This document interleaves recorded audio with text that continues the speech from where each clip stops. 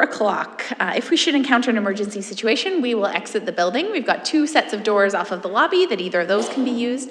And if for some reason those exits are not available, we've got another exit behind council here. Our muster point is located near the gazebo in Lions Park, and we will not re-enter the building until given an all clear from staff. Councillor Mearns.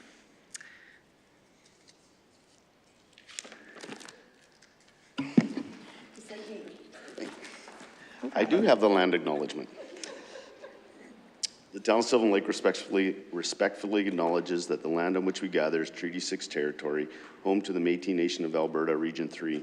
These lands are traditional meeting grounds, gathering places, and travel routes for many nations, including the Cree, Dene, Blackfoot, Métis, Saulteaux, and Nakota Sioux. We are grateful for the traditional knowledge keepers and elders who are still with us today and those who have gone before us. We acknowledge and thank all the many First Nations, Métis, and Inuit whose footsteps have marked these lands for centuries. Excellent. Thank you very much. We've got a couple of proclamations to start our night tonight, and the first one is for Neighbor Day, which is August 17th, 2025. Whereas a key value of the Town of Sylvan Lake Social Master Plan is creating a sense of community and connectedness, where neighbors know one another and feel safe. And whereas the Town of Sylvan Lake recognizes that strong neighborhoods are important to the health and well-being of our community. When neighborhoods thrive, the people who live there do too. And whereas we know that neighbors are an integral part of every neighborhood. And whereas neighbors come in all shapes and sizes, colors, and dispositions. Each of us is a neighbor and enriches our neighborhoods with our differences. Now therefore be it resolved that I, Megan Hansen, Mayor of Sylvan Lake, do proclaim the date of August 17th, 2025 as Neighbor Day in the Town of Sylvan Lake. And I will note, after attending last year's Neighbor Day party, is it in the same location this year? It is just such a fun event to be a part of. So really encourage anyone who's available to stop by and take in some of the neighborhood fun. We also have a proclamation tonight for Pride Week. It is August 3rd to 9th. And it is, whereas under the Canadian Charter of Rights and Freedoms, every individual is equal and has the right to equal protection and equal benefit of the law without discrimination. And whereas under the Alberta Human Rights Act, it is a fundamental principle that all people are equal in dignity, rights, and responsibilities, regardless of gender, marital status, family status, or sexual orientation. And whereas Pride Week is a time to honor, respect, and celebrate all people, recognizing their differences and uniqueness, and to build community through understanding, connection, and inclusion.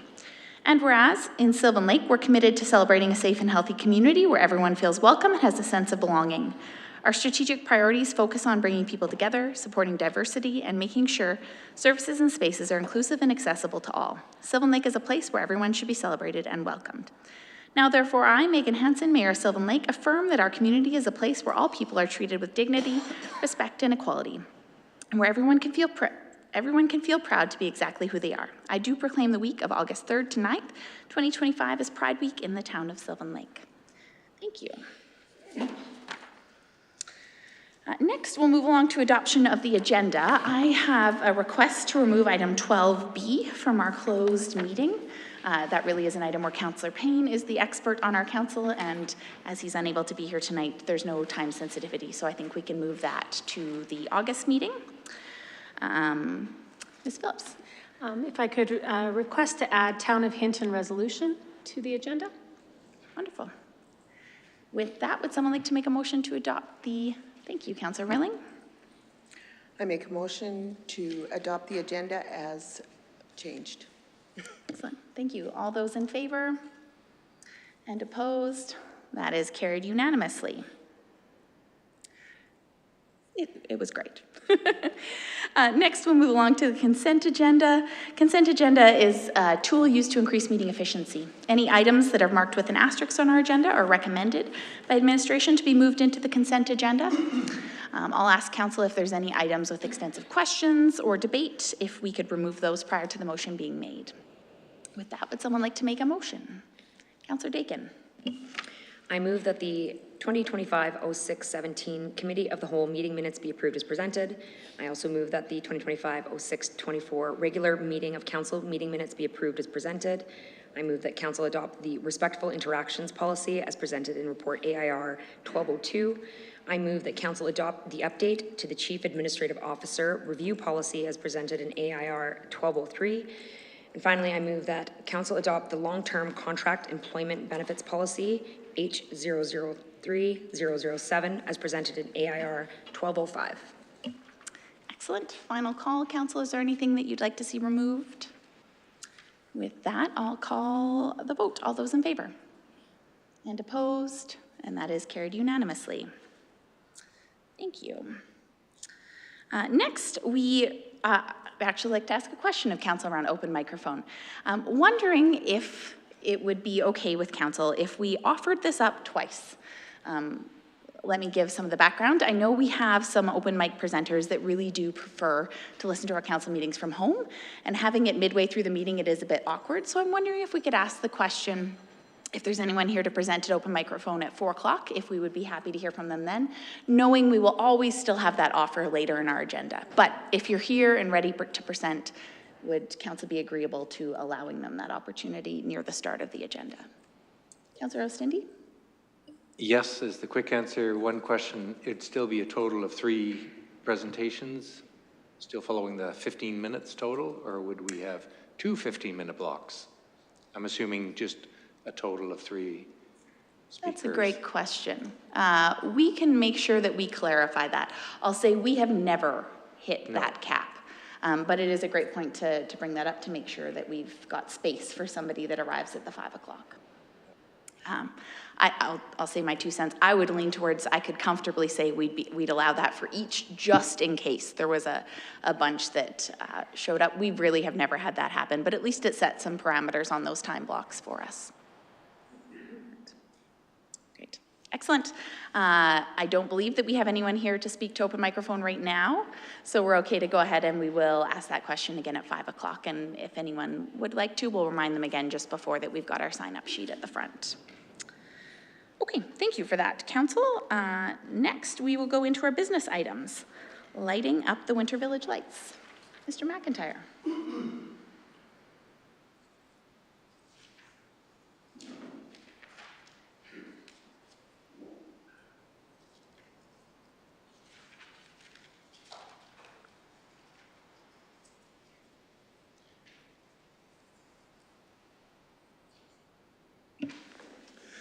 Good afternoon, Mayor and members of Council. Forgive me as I'm doing my best to present entirely digitally tonight, and I'll see if I can avoid falling flat on my face. So tonight I'm here to present to you regarding the Winter Village lighting. So back on May 26th at the regular meeting of Council, there was a motion brought forward by Mayor Hansen and approved by Council that would direct administration to prepare an information report outlining the cost and staffing implications for lighting the Winter Village earlier in the season, along with any potential economic development benefits. So we went ahead and grabbed that information for you. Of course, the Winter Village is about 300,000 lights set up on the pier. It's become a great attraction for the winter here in Sylvan Lake. From the Parks Department perspective, they don't see a giant problem with starting their installation earlier. As you can see in your report here, they're looking for around $2,000 to add some extra rubber matting in case the snow doesn't fall in time. And that would be applicable whether or not the renovations on the pier that we have in mind go forward, because unfortunately in a situation like that, there's just not enough outlets to prevent any extension cords from being placed around. From a recreation, culture, and tourism perspective, one potential conflict is November is when we are waist deep in promoting the Bull Riders Canada Finals, which of course has become a signature non-summer event for the community. And there is some concern around splitting our efforts between promoting one and promoting another. It's not necessarily an obstacle that is insurmountable, but we definitely wanted to ensure that Council was aware of that potential conflict. And you can see in your agenda package that there is a sample of the wording that RCT plans for promoting BRC finals. As far as the economic impact, this is something that we're finding difficult to measure right now. We lack a baseline for measuring the true data, and we also don't have a tried and true method of determining exactly how many people are viewing the lights. But what you'll see in your package is there are a lot of statements that become common sense after you read them, you know, such as The Winter Village light setup definitely contributes to increased foot traffic. Starting it, whether it's in December or November, extends the shopping season. It has become a tourism attraction, which is incredible. It increases community engagement, and it does contribute to enhanced visibility for businesses in the area. And the difference between starting in December and starting in November is an extension of that holiday season, especially that holiday season feeling that's in the downtown. And there is certainly a hope that starting the presentation, starting the Winter Village light display earlier would also bring that holiday shopping to those downtown businesses. Of course, there are also special events that are associated with the lighting that we'll have to work out some details on, increased dining and entertainment, and overall building of anticipation for the holiday season overall. As we mentioned before, the resource impacts that we're anticipating are overall negligible, as in things that we would likely be able to absorb within current budgets, so not something that council would need to approve as an extra expenditure. We have a few elements for your consideration here. Options at the bottom include beginning the Winter Village lighting and marketing campaign for December 5th, 2025, and that is as planned currently. Or council may direct administration to set the lighting of the Winter Village to November 12th, 2025, and update marketing to suit. One thing that's important for us to mention is we did reach out to the Royal Canadian Legion, and they strongly recommended waiting until after November 11th out of respect for Remembrance Day and the people who have served our country so dutifully. So with all of those, it's the respectful recommendation of administration that council direct administration to maintain the existing timeline and marketing for 2025, and further that administration plan for starting of the Winter Village to be held November 12th, 2026, and subsequent years. Of course, we will take direction from council, whatever you decide, and if you have any questions, I'm here and happy to help. Thank you. We'll start with any questions, council. All right, would someone like to put a motion on the floor? Councillor Rilling. Okay, I want to put the motion on number 2, second option, if I could, and then we can have discussion around that. I move that council direct administration to set the lighting of the Winter Village to the date of November 12th, 2025, and update all marketing materials to reflect the new date. I also have a comment. Please. I was pleasantly surprised at the report. I was, that there's really no big impact. And to me, it may not go without a glitch, but it probably won't next year either. So I just think if it's in any way can benefit, I just always say, go for it. Like if it's not going to really affect anything in a dramatic way, I think it's great. I was really thrilled to see the report back.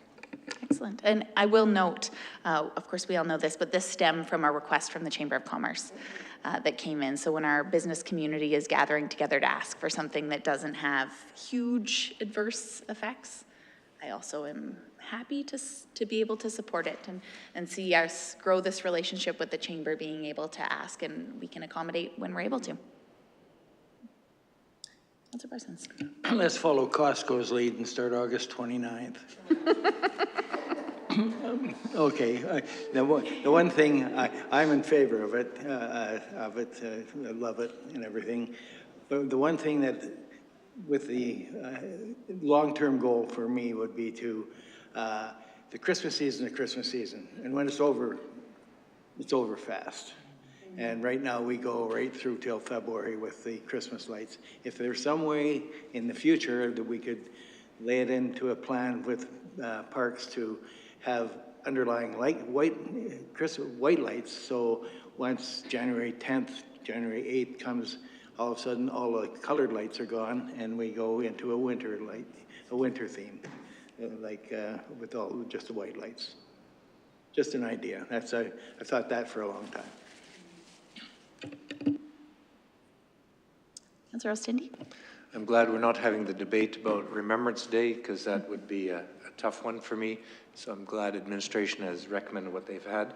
And in the future, it doesn't necessarily have to be the day right after Remembrance Day. It's like, you know, get rid of this reverent time and get the lights on, right? That gives a feeling sometimes that we're just waiting for that moment. Maybe it's like the Saturday after Remembrance Day, or the whatever day. That's a natural time for a community to gather. Yeah, I like the whole idea, and I like what Councillor Parsons just said too about the winter theme carrying on to our, you know, next festivities in February, etc. Councillor Mearns? Yeah, I support the idea and Councillor Stindy's thought of, you know, maybe not on the 12th, but maybe if we label it as the first Saturday or the first Friday after Remembrance Day, because then it's not specifically on a date, so. Do you have a comment, Councillor Dakin? Yeah, as somebody that's down there, I think that this is going to be instrumental for a lot of the businesses that have been struggling on Centennial Ave. So I'm glad that we're doing it, and it's great that the Chamber came to us for it. So I'm all for doing it this year on November 12th. Would we like to see, I heard some conversation, a change in the motion, or are we okay with November 12th? That is a Wednesday, I believe, this year.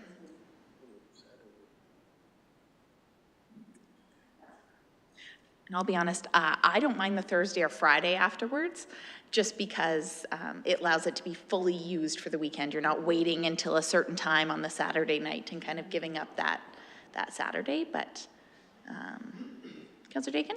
Classically, we've done the Thursday before the Friday as the light up for those who are the sponsors, if they're sponsors, and then do the Friday. So I think that would make the most sense. Just light up on the Friday night with a peekaboo on the Thursday night if there are sponsors. Is the Winter Village still actively doing sponsors then? I'm not completely familiar with everything that the Winter Village Committee is doing in the way of seeking sponsorships, but that's definitely something that we can look into. One other thing for Mayor and Council to consider is the Alberta Municipalities Convention is also scheduled from November 12th through 14th. So if it's an evening event, you may want to take that into consideration as well. I'd say my opinion.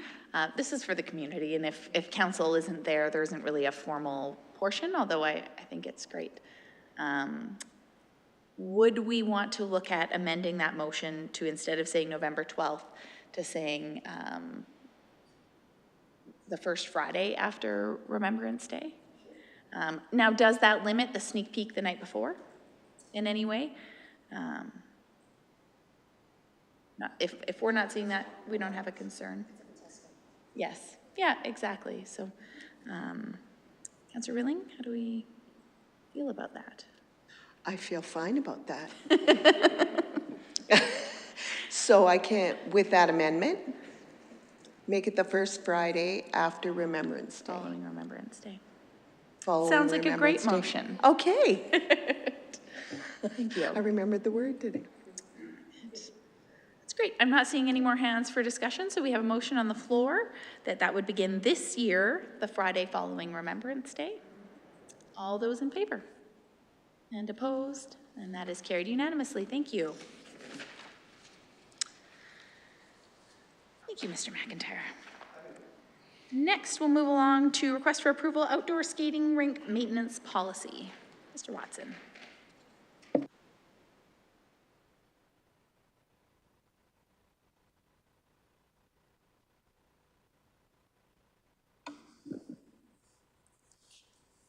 Thank you. Good afternoon. We are here to request council approval for an updated outdoor skating rink maintenance policy. Public Works maintains 11 outdoor skating rinks, including 2 rinks on the lake surface, which are shown in the map in attachment 1. A recent review of various policies identified the requirement for an update to the outdoor rink maintenance policy to ensure that rinks are maintained to provide the public with adequate opportunities for leisure skating while meeting council's expectations. In addition to grammar and word clarifications in the policy, there are proposed changes that affect context, which are highlighted in the proposed policy included in attachment 2.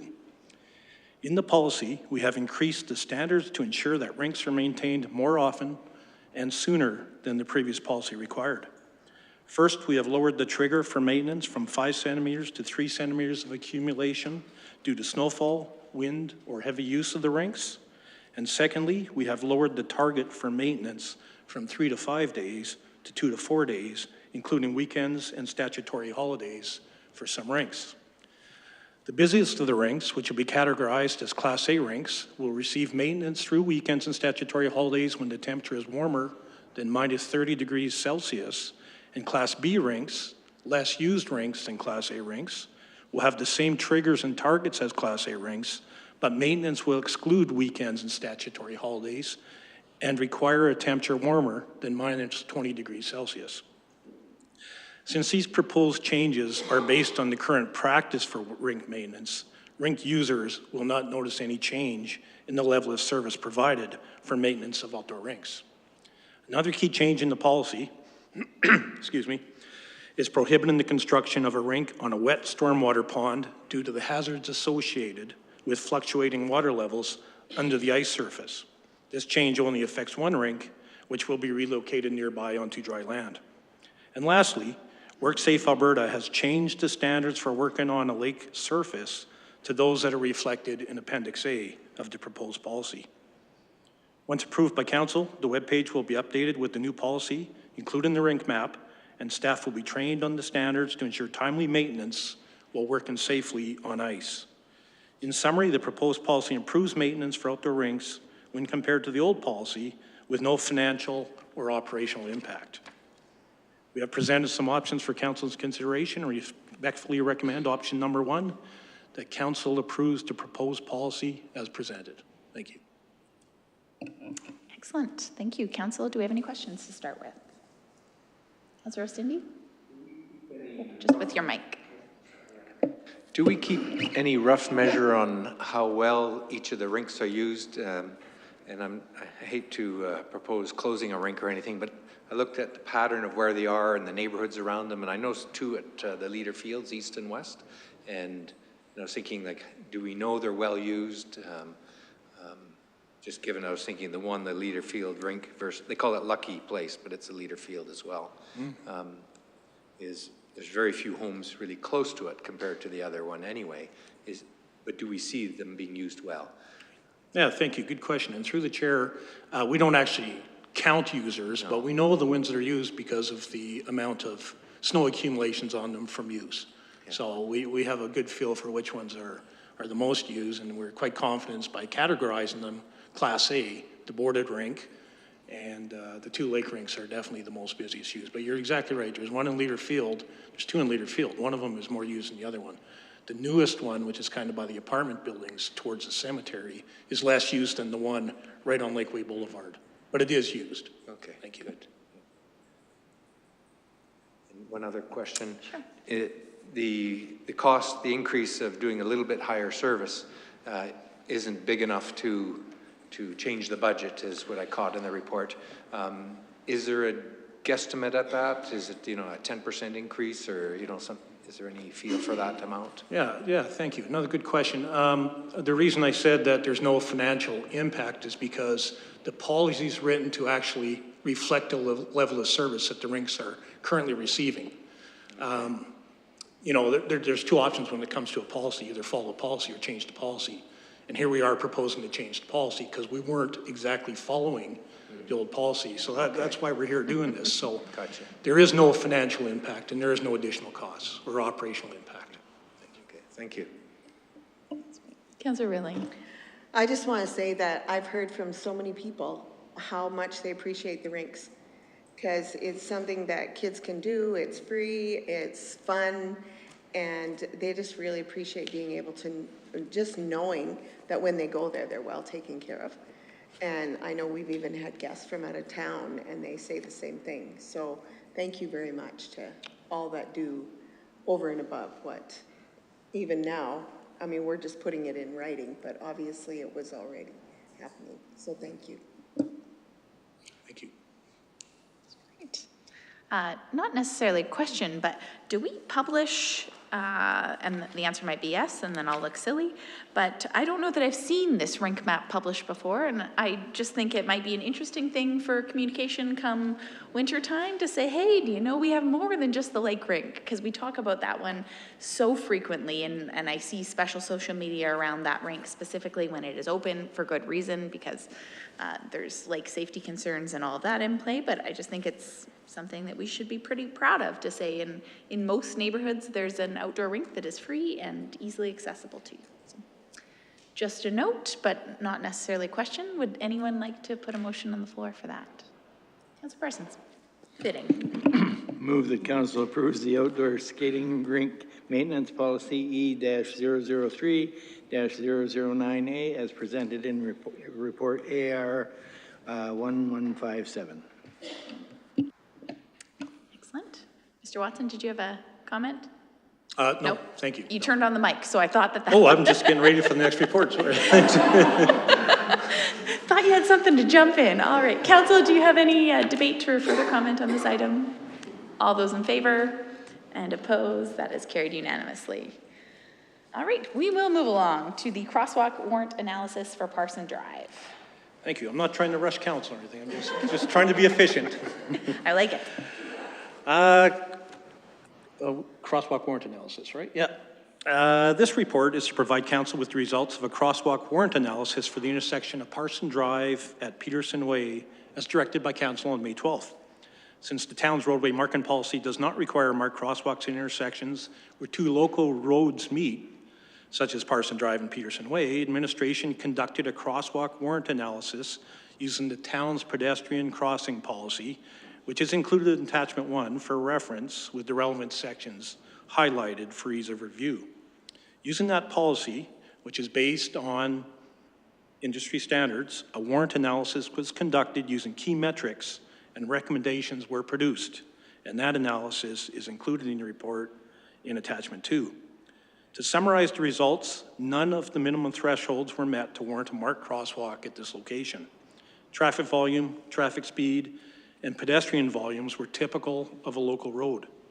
Although it was noted that pedestrians use this intersection to access the nearby school and Frisbee Park, an unmarked crosswalk appears to be appropriate at this location. Based on the warrant analysis, Public Works does not recommend installing a marked crosswalk at this location. We do, however, recommend that municipal enforcement occasionally patrols this intersection for unlawfully parked vehicles, which were observed, and that a radar speed sign is occasionally placed at this location to slow traffic and collect further data.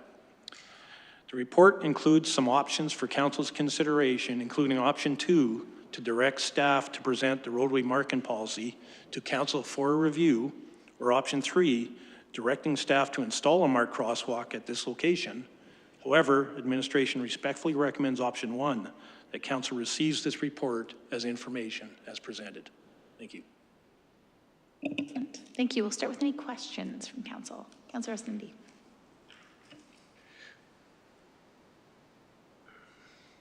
So as I understand, to paraphrase, if we went for option 1, admin would still pursue the enforcement of parking, being an extra attention given to that area. Is that correct? Yeah, thank you. Through the chair, yeah, you know, during observations, it was noted that there was an unlawfully parked vehicle on top of an unmarked crosswalk. Yeah. Okay. So yes, that's correct. All right, and the tying in with that idea of the illegally parked car, because I think it was even in the picture shown in the original report to council, is it uncommon or is it ever seen to put yellow curb marking, you know, the yellow paint on unmarked crosswalks, if I can say it that way, to emphasize that no parking in those crosswalk corners? Is that ever used? Good question again. It's uncommon. We don't do it, and most municipalities don't do it. The Highway Traffic Safety Act dictates that there's an unmarked crosswalk at any intersection, marked or not, curb painted or not, and a motorist lawfully cannot park on top of that crosswalk. So whether it's painted or not, the law still applies. And in fact, you know, if it is painted to remind local residents, 4 or 5 months of the year it's probably covered with snow anyway and it wouldn't be observed. So Our roadway marking policy and the Traffic Safety Act doesn't require that it be marked in that regard. Thank you. Any additional questions? Councillor Rilling and then Mearns. Yeah, I don't have a question. I thank you for researching it and coming up with this kind of data.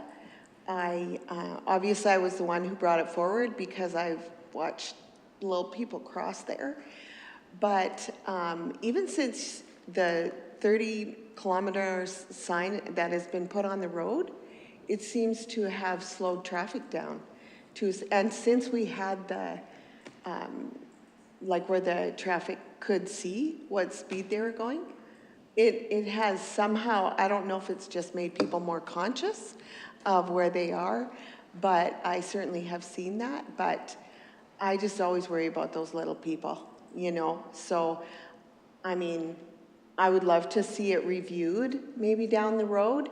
Just, I know it's not necessary right now because statistically or data-wise it doesn't warrant it, but I think we have to keep up on those, especially intersections where sidewalks go nowhere and they have to cross a road and because of the hill, all those things. So I don't know if that means that I'm asking for a motion. I don't think so, but I guess I just don't want it to be lost because they're worth fighting for.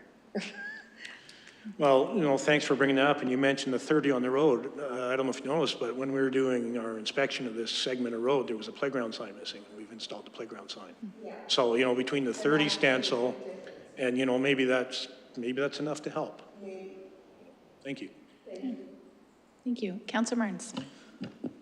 Just under your alternative options, and appreciate you bringing those forward, what type of undertaking would that be to change our policy and the process and the research to include intersections where children frequent? Like how, in my mind, that seems pretty daunting and lots of variables to have that in place. Yeah, you know, thanks for the question. It'd be very challenging. Like once you stray from established standards, trying to find some type of consistency, you know, and I was worried I was going to be asked this question because I don't really have a great answer, you know, and if council chooses this option, we will provide some good options for council to consider, and we'll find a way to get the policy in council's vision, but it'd be challenging. You know, pre-2018, our snow and ice control policy had a different type of road called a minor collector that we got rid of in 2018, and you know, maybe we could go back to minor collectors and identify roads like Firdale and Parson and some of the other roads in town where children frequently cross the road on an unmarked crosswalk to get to a nearby park or school or amenity of some type. But it'd be challenging to come up with some type of consistent application in the policy. But if council desires, we would come back and we'd have something for them to consider for sure. Councillor, do we have any additional questions? Would someone like to put a motion on the floor? Councillor Mearns. I make a motion that council receives the crosswalk warrant analysis for Parsons Drive report as information as presented in report AIR 1178. Excellent. Thank you. Do we have any additional debate that we'd like to have on this item? Seeing none, all those in favor? And opposed? And that is carried unanimously. Thank you. We will continue along. Request to award tender tandem dump truck. Thank you. This report is a request council approval to award the tender for replacement dump truck for Public Works, which has a budget of $300,000. Public Works maintains a fleet of 3 tandem dump trucks, one of which is pictured in attachment 1 for your reference, which are used for various tasks such as hauling granular materials and with winter attachments for plowing and sanding roads. Tender for a 2026 model replacement truck was issued earlier this year, and on June 25th, administration received and reviewed proposals from 2 vendors and scored those submissions based on the criteria included in the tender document. The submission from Glover International Trucks had the highest score of the submissions while meeting or exceeding all specifications with a submitted price of about $208,000.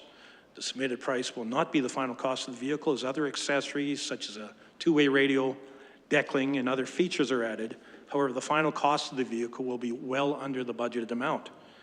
Tariffs did not appear to affect the cost of this vehicle, which is expected to be delivered in October of 2025.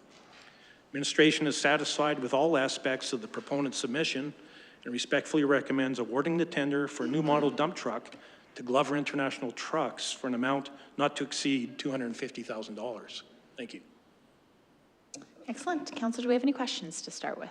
Councillor Stindy. One question on selling the old one. Do we have reserve bids in auctions? Thank you. No, we don't. We haven't, and we do very well at auctions, but we've never placed a reserve bid on the price of a vehicle.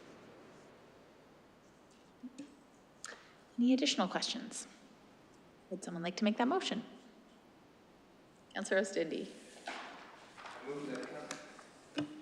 I move that council awards the tender for a 2026 model dump truck to Glover International Trucks Limited of Red Deer, Alberta for an amount not to exceed $250,000 excluding the GST as presented in the report AIR 1183. Excellent. Any debate?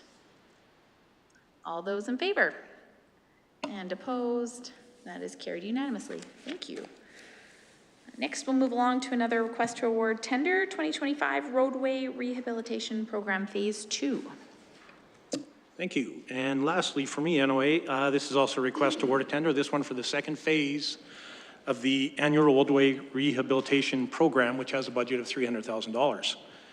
With phase 1 of the rehab program completed earlier this year on Cottonwood Drive and Cottonwood Court, administration plans on completing the 2025 program by repairing the concrete and repaving the roads on Pickering Close and Palmer Close, the locations of which are shown in the map in attachment 1. June 25th, administration received and reviewed proposals from 4 vendors and scored those submissions based on the criteria included in the RFP. The submission from Border Paving of Red Deer had the highest score based on that criteria and had the lowest submitted price of about $222,000. The submitted cost excludes a $50,000 contingency, which is necessary should there be incidental costs such as a road-based repair that it may arise due to the road's age and structure, bringing the total project value to about $272,000. The project is expected to begin in about mid-August and be completed within about 30 days. Administration is satisfied with all aspects of the proposal and respectfully recommends awarding phase 2 of the 25 roadway rehabilitation program tender to Border Paving for an amount up to $300,000, including contingency. Thank you. Excellent. We'll start again with any questions from council. Would someone like to start with a motion then? Councillor Parsons. Move that council awards the tender for phase 2 of the 2025 roadway rehabilitation program to Border Paving Limited of Red Deer, Alberta for an amount not to exceed $300,000, including $50,000 contingency and excluding GST as presented in report AIR 1184. Excellent. We'll have any comments or debate, council? Seeing none, all those in favor and opposed, and that is carried unanimously. Thank you, Mr. Watson. Appreciate that. Next, we'll move along to the ATCO Gas Franchise Agreement. Welcome.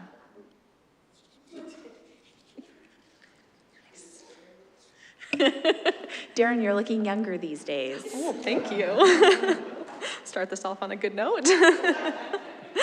Good afternoon. The purpose of this report is for council to review and provide direction for the renewal of the natural gas franchise agreement with ATCO Gas. The town's natural gas franchise agreement with ATCO expires on January 31st, 2026. Administration has met with ATCO Gas and both parties wish to begin the process of renewing the agreement. The renewal options are for a 10 or 20-year period.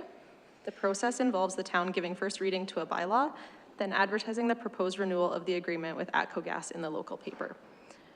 After first reading and the advertisement, all relevant documentation is submitted to the AUC for approval. Once approved, second and third reading can be given and the agreement executed. At this time, administration is looking for direction from council. Should the town proceed with first reading of a bylaw at the regular meeting of council on August 26th, or wait until after the municipal election? The other consideration by council at this time is whether to change the franchise fee rate for 2026. The comparable rates are listed in the report. there any questions? We'll start with that. Council, questions? I do have one. It's hard to do this without getting into debate, so I'm just questioning where I place it. But really, my question is there benefit or downsides to the 10 versus 20-year term? If this is really who is our provider and we don't have, we're only considering this, is there a pro and a con to that different term length? Mr. McIntyre, I see. Okay, sure. We're all very eager to help. So when it comes to a term, I think council may want to consider two things. One is a longer term brings more certainty. You wouldn't have to make the decision during that time. A 10-year term, while it has less certainty, does give council that flexibility to revisit the decision in a shorter amount of time and make a separate decision. So more of a political thought than an operational one.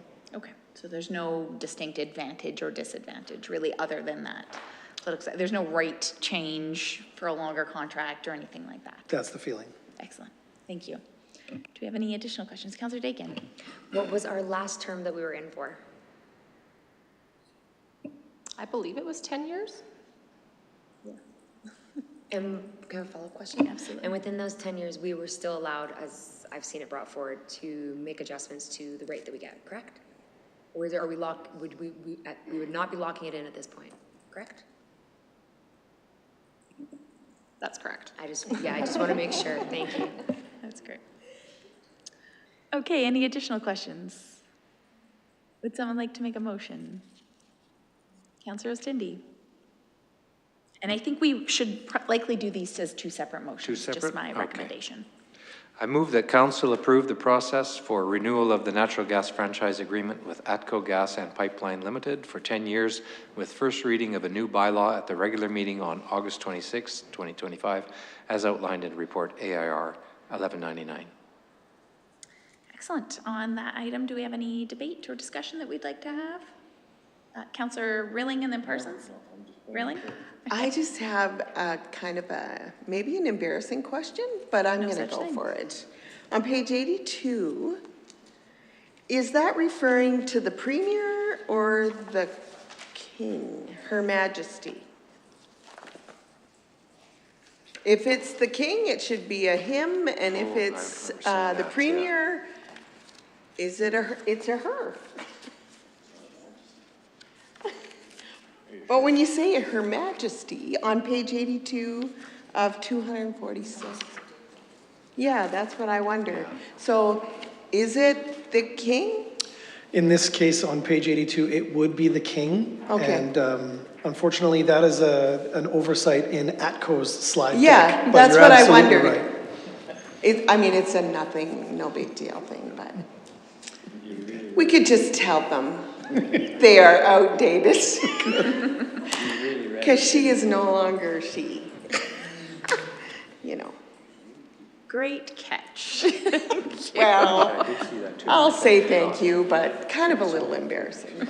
No, that's great. Any additional comments or debate that we'd like to have? All right, we have a motion on the floor from Councillor Ostindi, proposed resolution 1. All those in favor? And opposed? That is carried unanimously. Would someone like to make the second portion of that? Or the second motion? Councillor Mearns. I make a motion that council leave the gas franchise fee rate unchanged at 32% for the 2026 fiscal year as outlined in report AIR 1199. That's great. And to reiterate, my understanding is that's still an annual decision. Right. Would anyone like to comment or debate? Councillor Dakin. Yes, I would like to debate around the 32%. Sure. Just because we talked about this in depth last year, and we all learned about the GST that's on top of the franchise fee, and we did come to the conclusion last year that we would look at coming back from that 32%. So I would like to propose that we do that and come back, even if it's just 1%, come back to 31%. I'll just add my 2 cents. I believe that we need to do that during budget time because we need to increase the property tax to decrease this. Which is better And we- transparency. I agree. Yeah, I agree. absolutely. And we didn't do that this last round of property taxes, which would put our budget at a pretty extreme deficit for this next year. So I believe we have to make that decision through there first, but I'm not certain on that process. So what, we shouldn't be making this decision right now then?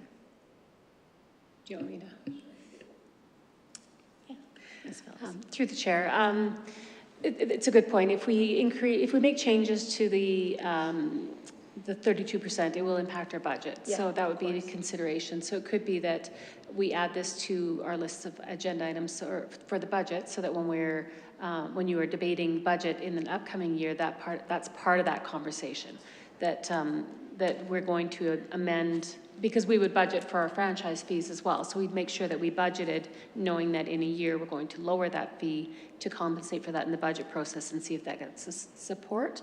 It could be done now, but it would mean it will throw off the budget. So it means we're now short those funds, and then that's the next decision, is bringing back how are we making up that percentage. Because this is for next year. It says 2026. So are we putting the cart before the horse, I guess, is the question? Should we table this and do it at budget? Well, that is an option, that is a point, that this does impact next year's budget. So it could still be discussed at the budget process, or this whole item could be deferred to the next council, but that motion's already been made, so you have to reconsider that motion. We were just, our recommendation to bring it forward to this council was the understanding around franchise fees compared to a brand new council, so.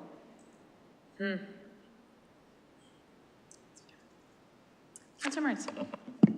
So,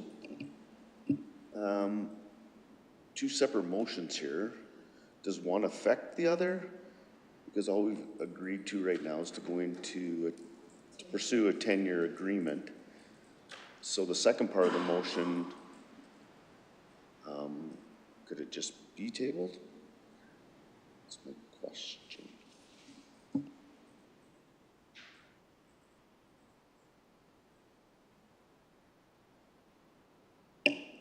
Sure. Sorry, my only consideration is, I'm assuming that the rate is in the bylaw that we're bringing back, but that could be considered at the August 26th, you could amend that bylaw, right? We could bring it forward with the 32%, and at that time, we could maybe gather more information and options around if the rate was reduced, what that impact is, and then that could be considered then. So we could defer the second motion to then, and we'll base the bylaw on 32, and then it could be reconsidered in August.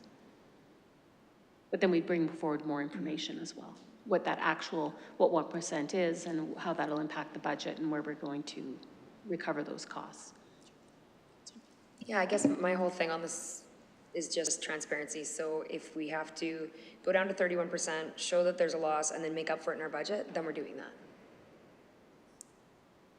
Then we're doing it. So I guess that's my only point. We'll look for other council conversation. Councilor Stindy? One thought is a couple thoughts. One is that we always target for averages in our municipality, but we did have quite a discussion about, is this a hidden or is it a fair tax? And from our further learning as a council, I remember the concept of the linear property, that in effect, this is like a property tax on a utility. So it's not a hidden tax on a consumer, but what ticks us off as consumers is that it's just thrown right back at us. But then that's the case with anything we buy. It's just not labeled separately on the price tag. And now we're digging deep into math, and I know people hate this kind of topic. The one thing I think we missed collectively, myself included, is we've talked about that advocacy that Councillor Dakin just mentioned, the idea of the tax on the tax. The GST on this tax, that's the part that's got me completely convinced that it's a complete ripoff, that it's breaking the principle of the tax on tax. Whether I feel or not, or people feel collectively that, this is a hidden tax, that we can have that debate forever. The big one for me is tax on tax and that GST, and that we really need to, through Alberta Munis, advocate for that change in the federal approach to how the GST is applied to another product in our economy. So that's, I think that can't be, I would love us to push that at some point, and I suspect it's too late for Alberta Munis this year. But we shouldn't let that go again. That's kind of how I feel. I don't recall, because we did have that conversation, and then it was your recommendation to pause that conversation. I just didn't have What the was spirit for the fight. Okay. How about that? And also, I didn't feel like fighting the federal government at that point in my life. So let's look for some direction on council. How would we like to proceed with this? Councillor Cindy. I guess I'm okay with the concept of tabling as Ms. Phillips described, and coming back with another conversation. My gut feeling of how I'd feel at that time is not a great impact on the percentage, but it's on our understanding of it and the advocacy with the tax on tax. That to me is the big issue. What is the furthest, just so we are aware, when is the latest date that a final decision has to be made on this? And I know an election is a bit of a period that makes it hard to make these decisions, but just so we're all clear on what that timing has to look like.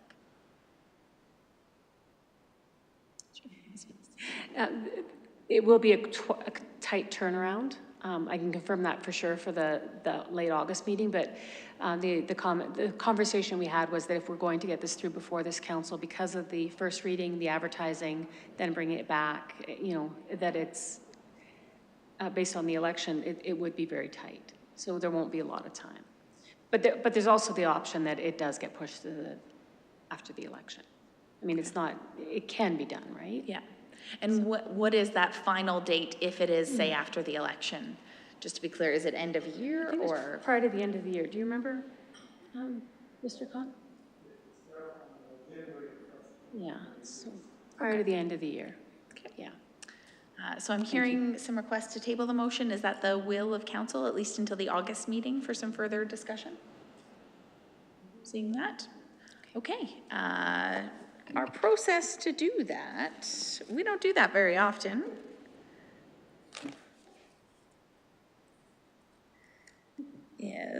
Sorry, I'm just going to my own notes to follow along here.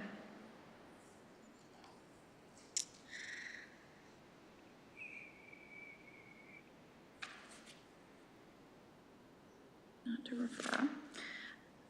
So what I'm hearing is it's moved to declare this until our August regular council meeting. Is there any discussion or debate on that? We're hearing that that is okay. Then I move to postpone this meeting, and it shouldn't be the same member that, it looks like it shouldn't be the same person who put it on the floor from my notes. Mr. McIntyre, is that in line with your understanding? Oh. I'm sorry, it's moved to postpone this motion until our next council meeting. So we already did that. Hearing no further discussion, the question on postponing is the main motion. Now, let's vote on that. Would we like to postpone it? That was a roundabout way. There was a few other examples in there I had to weed through in my mind as we did that. All those in favor? And opposed? That is carried. We will deal with this in August. Thank you. All right. Next, we will move along to item 7J, bylaw 1930-2025, non-residential tax incentive. First reading. Ms. Marcer. Thank you and good evening, Mayor and members of council. The purpose of this report this evening is to discuss the proposed bylaw 1930-2025, which seeks to establish a non-residential tax incentive program in Sylvan Lake. The bylaw's intention is to stimulate economic growth, attract investment, encourage business development, create job opportunities, and promote a more balanced residential and non-residential tax base. As you may know, Municipal Government Act that was updated in June of 2019 allows for municipalities to offer tax incentives for non-residential properties. Since then, many communities have implemented similar programs providing multi-year tax incentives for new construction, additions, or major renovations in commercial and industrial sectors or areas of the community. Our administration has studied these successful models to inform our draft bylaw. The initiative was first introduced at Committee of the Whole in February of 2024, and then following discussions around priorities at the time and a legal presentation, we paused to conduct further research. However, by the end of 2024, we reconvened and incorporated valuable feedback into a revised program, which was presented on June 4th, 2025 at the Committee of the Whole meeting. Again, as discussed during the Committee of the Whole meeting, this program proposes a 5-year tax exemption period with 75% reduction in the municipal tax portion of the property taxes for the eligible properties, targeting the light and heavy industrial areas of Sylvan Lake, as well as the downtown area. The reduction only applies to the lift or increase in municipal taxes due to the project. Typically, we would add first reading of this bylaw to the consent agenda. However, today, I'm looking for a little more input from council on the time frame and the exemption amount in the bylaw. I won't be reviewing in detail the entire report, as this will be coming back for 2 more readings, but I'm open to answering any questions, of course, as they come up. After hearing feedback from a citizen and former member of our Economic Development Committee during one of the last council meetings, we took another look at the option for a 3-year 100% incentive on the lift and wanted to float that by council for some discussion before we get into second reading. The 3-year model would cost less administratively, and administration will only need to handle the contract components for 3 years instead of 5 years. This option would provide a slightly smaller benefit to the investor, but a larger benefit upfront, which has some good value. If you take a look at the minimum new development project example, and that should be the first page after the report signatures.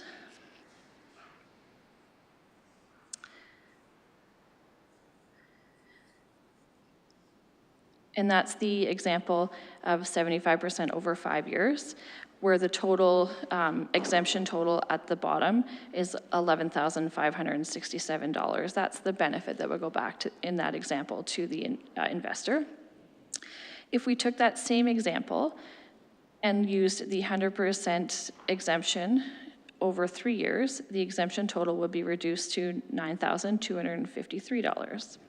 By adjusting the program, the municipality would in fact be reducing the amount that of our opportunity cost. In addition to hearing feedback from the resident, we also floated the idea past a business owner in the industrial area who would have benefited from the incentive when doing their addition last year. The business owner identified that they would have preferred the 75% reduction over 5 years, as that would provide the most help over the long term, and they intended to be around for the long term. With that, council has several options available to them this evening. And pardon me, I did not add those to my little note. The recommended recommendation from administration is that council grant first reading to bylaw 1930-2025, being a bylaw to establish a non-residential tax incentive program in Sylvan Lake as requested in AIR 1191. Thank you, council. We'll start with any questions. Councillor Oostende. Just wondering, from the map at least, there's an exclusion of the Northeast Gateway area. Is that because it's still designated FD or future designation, or just wondering? That's a great question through the chair. Yes, because it's future designation, it was not included in the area.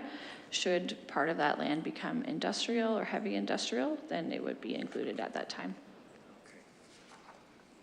Thank you. Do you have any additional questions, council? And I'll just note that of course, the current bylaw and the motion as recommended would be for the 5 years at 75%. And if we are looking to do something different, I do have a wording example for the 3-year at 100%. Councillor Dakin. I know this is probably terrible timing, but I almost feel like I should recuse myself. You are welcome to at any time. Yeah, just because yeah. Sure. I feel like I should. Certainly. Okay, yeah, thanks. We will allow you to do that. Thank you. I don't have a key because my purse got stolen though. Let me help you with that. It's got the car keys on it. Go for a drive. That one does, and you won't get far. All right, council, just checking in if anyone needs any wording for an alternate. If not, happy to hear a motion from anyone who's interested.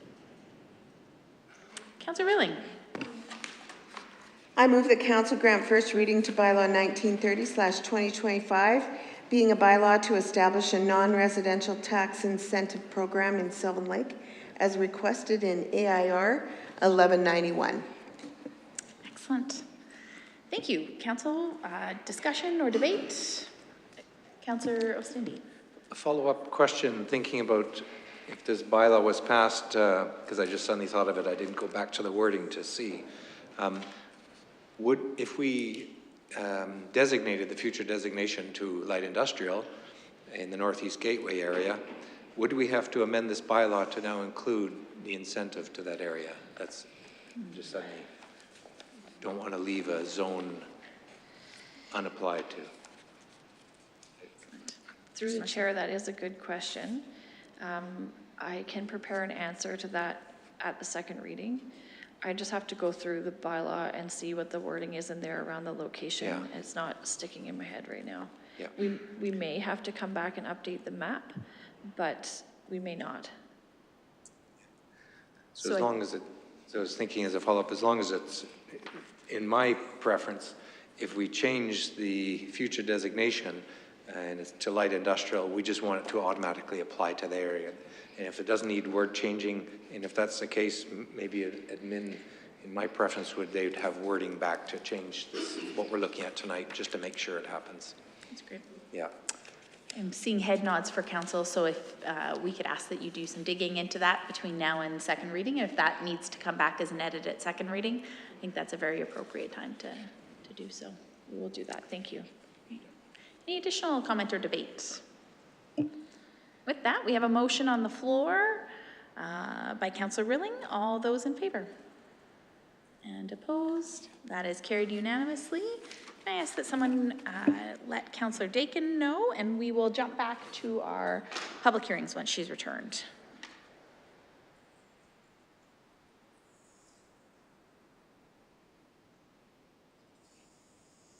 Welcome back.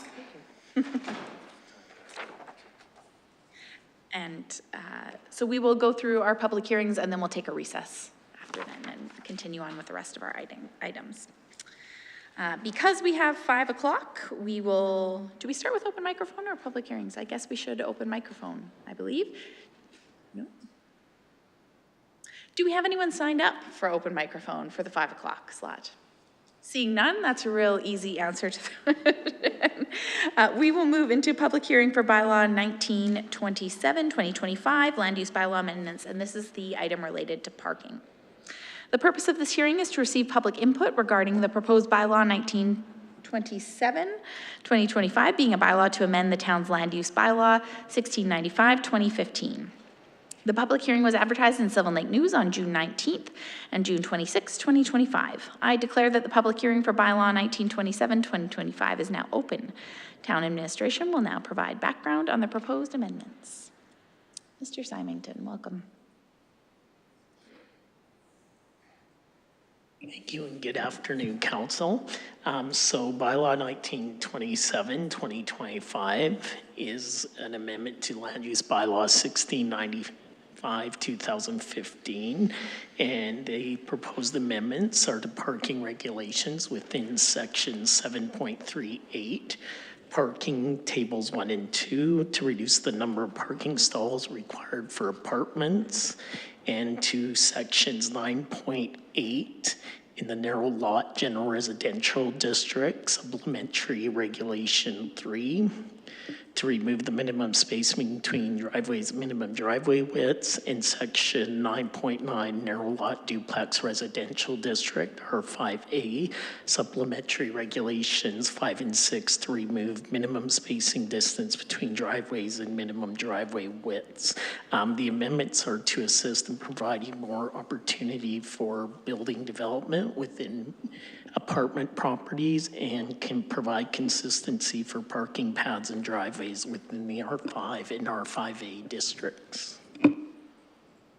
Excellent, thank you. The following procedures will be used for the hearing this afternoon. Presentations to council shall be brief and to the point, limited to 5 minutes. Those persons wishing to make comments will be given an opportunity to comment only once. The order for presentations will be as follows. First, those in support to the proposed amendment.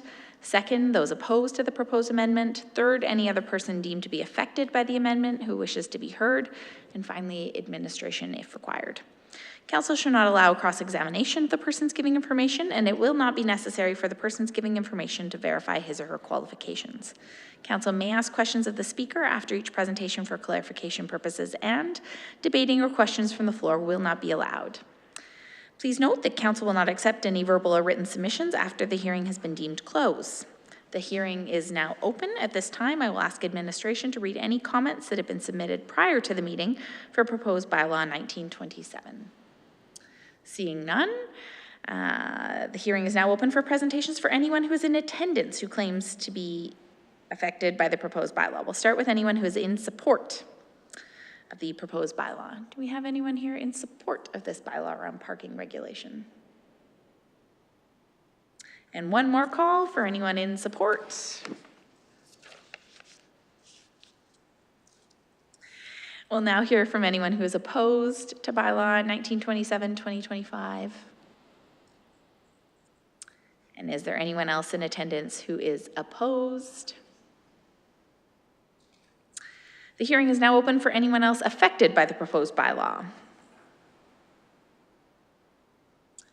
And one final time, is there anyone else in attendance wishing to speak to this bylaw?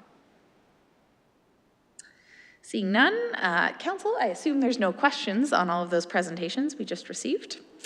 If there are no further questions from council, I hereby declare that this public hearing is closed. I remind participants that council will not receive written or verbal submissions after the hearing is closed. Thank you. All right, we will move along to public hearing bylaw 1928-2025. This is relating to restaurants.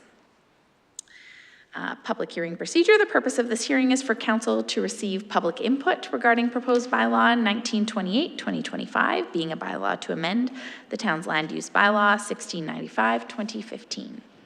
The public hearing was advertised in the Sylvan Lake News on June 19th and June 26th, 2025. I declare that the public hearing for bylaw 1928-2025 is now open. Town administration will now provide background on the proposed amendments. Welcome back, Mr. Symington. Thank you. This bylaw is an amendment, 1928-2025, to Land Use Bylaw 1695-2015, which is a bylaw to regulate the use of land development of buildings within the town. The proposed amendment is to section 2.2 definitions and is to replace the current definitions of restaurant drinking establishments with the following new definitions.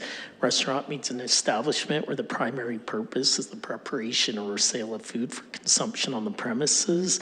It may include takeout, food service, and entertainment, excluding adult entertainment as an accessory use.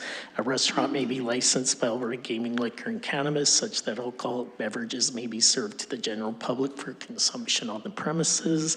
Drinking establishment, the new definition, means an establishment where the primary purpose is the sale of alcoholic beverages for consumption on the premises, and the secondary purposes of which may include entertainment, dancing, and the preparation and sale of food for consumption on the premises, takeout food services, and the sale of alcoholic beverages for consumption away from the premises.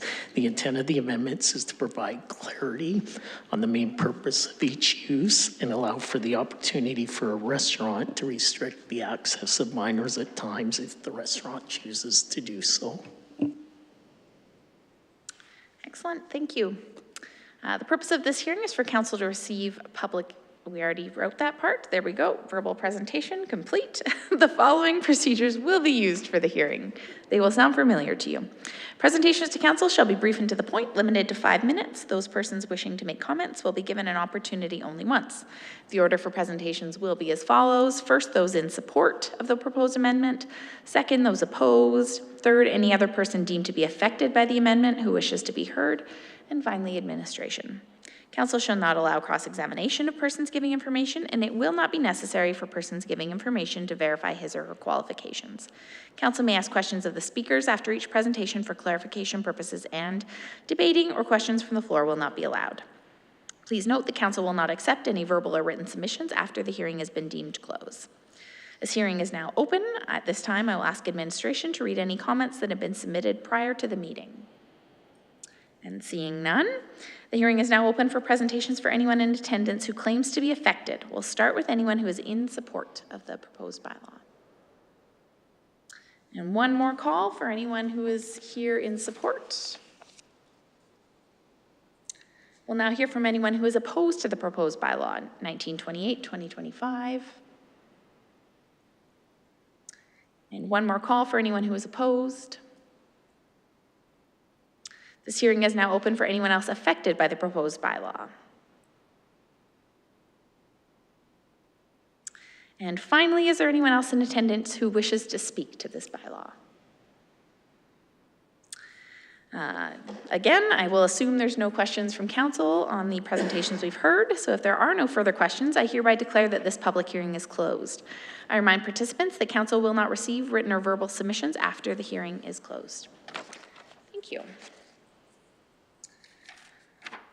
Council, we have completed those items, so let's take a 10-minute recess and we will reconvene for the rest of our agenda. Thank you.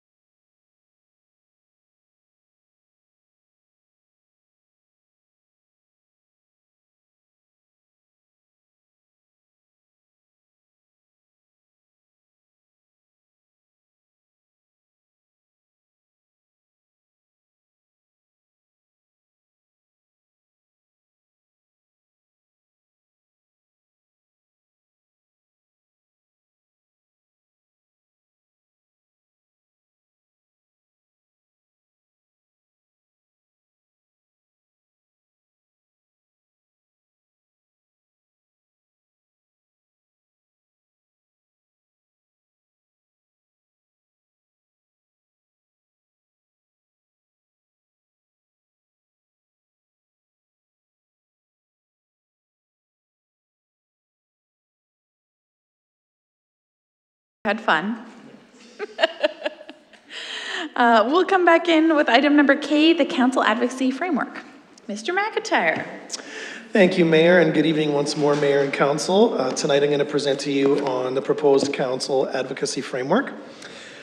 So currently the town's structure for advocacy is mostly determined around council's strategic planning sessions, which occur at the beginning of each term of council, as you would all know.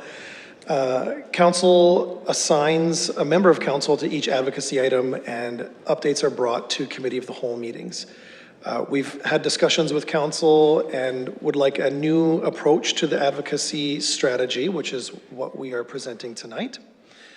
Part of the strategy includes implementing prioritization and evaluation tools that help develop a roadmap that can help us take the advocacy program in the right direction to assure that we are achieving our future state objectives. Tonight, we've got some items here for your consideration, basically to formalize some discussions that council has had surrounding their strategic plan itself.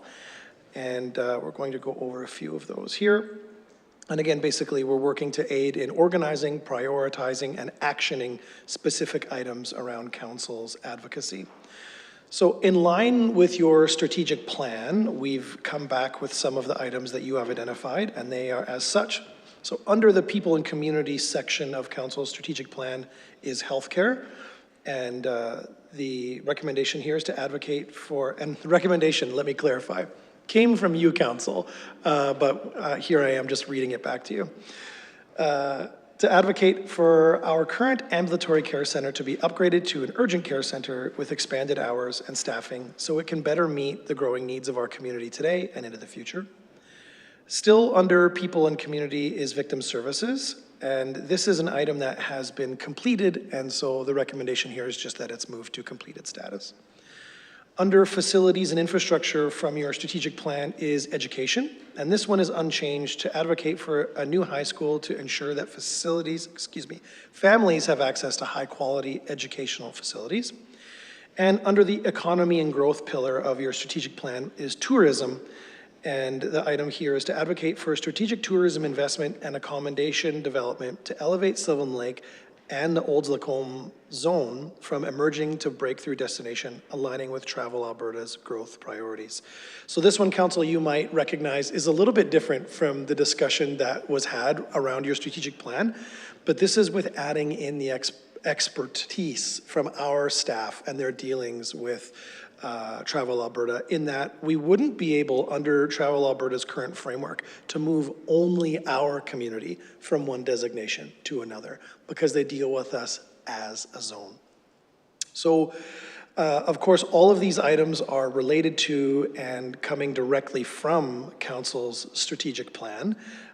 We have proposed 4 resolutions for Council's consideration, and essentially they break down as such. So Council may adopt the advocacy framework as presented. Council may adopt the advocacy framework with amendments. Council may request further amendments to the advocacy framework, or Council may not adopt the advocacy framework at this time. Similarly, around your advocacy items, the options are more or less the same. And there are some juicy additions to the agenda, but that is the gist of the presentation. And as always, of course, if council has any comments or questions, we are open to hearing them. Excellent. Let's start with questions, council. Would someone like to put some motions on the floor so we can discuss? Councilor Mearns. These can all be as one motion. For the sake of clarity, as we're moving forward as administration, what we had them designed as was 4 distinct motions. So you may notice that under 2, 3, and 4, there is a multiple clause, but that one would be one resolution, 2, 3. Yeah. Okay. I make a motion that council adopts the Town of Sylvan Lake Advocacy Framework as outlined in report AIR 1201. I would love to comment and just say this is fantastic. This really was what the goal always was, but we as council weren't able to get it in black and white. So I appreciate you taking that along with your expertise in other municipalities and helping us really elevate the plan we've been informally executing for a number of years, but haven't quite formalized. So love that. In particular, I really like the roadmap portion, and also the watch list topic evaluation, because similar to we already spoke about one tonight, this now gives us a tool to take those items and not lose them and figure out where they fit into our plan, and also helps us evaluate as our items shift or are accomplished, or we decide that they aren't a priority or have moved up and down in priority, and we've seen that happen. Sometimes a firm no also changes the priority just as much as a firm yes does. So gives us those next steps in how to bring something else up into the forefront for us. My only comment, and I don't think it needs to be a part of the motion, but just, and it kind of talks about this in roles and accountability, but if I were to dream a dream, it would be once these are approved that there's a specific administrative staff member that is also assigned to each of these. Mr. McIntyre.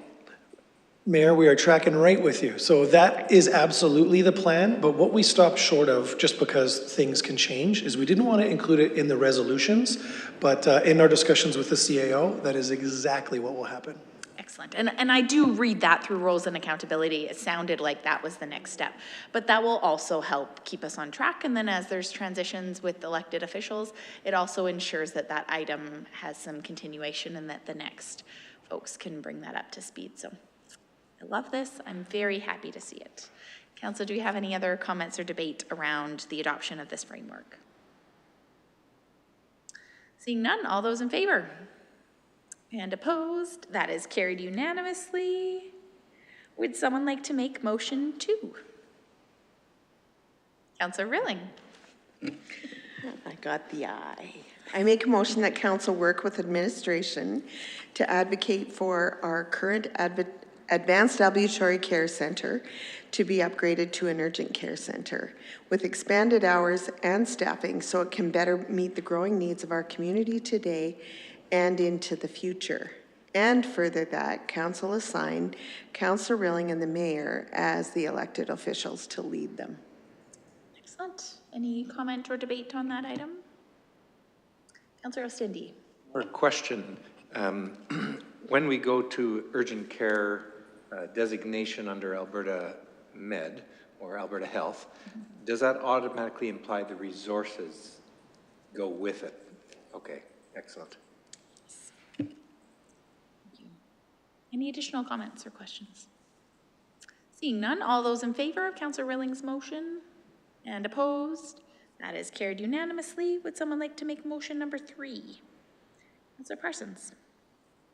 Move that council work with administration to advocate for a new high school to ensure that families have access to high-quality educational facilities, and further that councillor assign Councillor Payne and the mayor as the elected officials to lead this item. Excellent. Do we have any debate on that item? All those in favor? And opposed? And that is again carried unanimously. Would someone like to make the motion for item number 4? Councillor Mearns.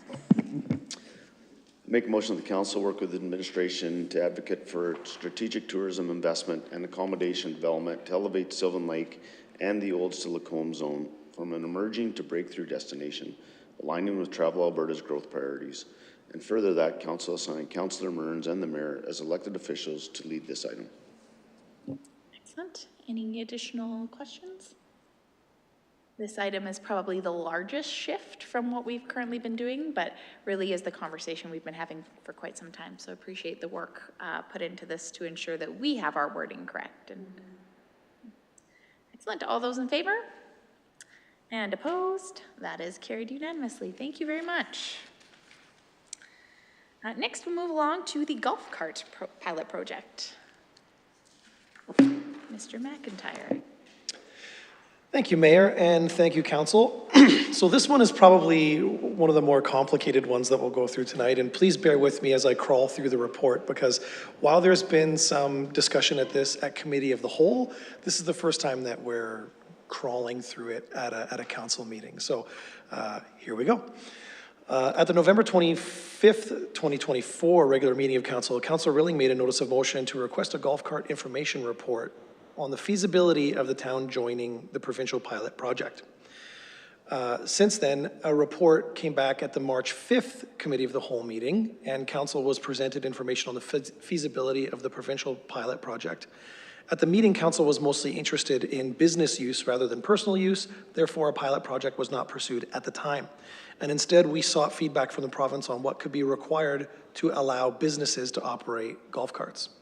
Since that meeting in March, we've been advised that in order for provisions to be made that would allow qualifying businesses to operate golf carts, the town would first need to have an enabling golf cart bylaw in place that allowed the operations of golf carts. Then the province could consider extending the use to businesses. So the enabling legislation here is a 5-year pilot project from the province of Alberta that, as council knows, outlines the use of golf carts on highways as they're defined, but really they're roads with a speed limit under 50 kilometers an hour would be required. As we mentioned in the background, it's not exactly what the town had in mind, but the province, as we discussed with provincial officials, said basically we can't create a product just for you, but if you want to participate in our pilot program, then we will consider amending it for you, which brings us to why we're here today. I want to go through some of the requirements that the province has in their pilot project. Regulation outlines a minimum requirement and limitations on golf carts to be legally allowed on public roads, and some of those provincial limitations include that a golf cart means a 4-wheeled motor vehicle that is designed by a manufacturer primarily for use on golf courses or paved surfaces. It cannot attain a speed of more than 40 kilometers an hour on a paved level surface, and it has a structure that partially or fully encloses its operator and passengers and is not less than 1.2 meters above the ground, and has a gross vehicle rating of less than 1,361 kilograms.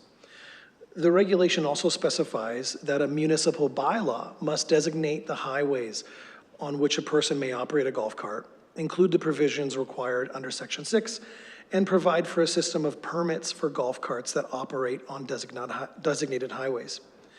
And further, subject to Section 2 of the provincial regulation, when in a golf cart bylaw, a municipality designates a highway on which a person may operate a golf cart, the municipality shall not designate a highway with a maximum speed limit of higher than 50 kilometers per hour. And that, of course, factors in for our municipality. In a golf cart bylaw, a municipality may designate a location where a golf cart operator may drive the golf cart across the highway that has a maximum speed of higher than 50 kilometers per hour. You'll also see that there is a signage requirement, and then there are some provincial regulations that are important to note, and I'm on page 147 of our report. That a person shall not operate a golf cart on a highway except on a designated highway. So in our bylaw, we'll have to designate exactly where they are allowed. A person shall not park a golf cart on a designated highway unless authorized by a golf cart bylaw. A person shall not operate a golf cart on a designated highway except in accordance with this regulation, and a golf cart bylaw that has subsisting approval under the registrar under Section 8.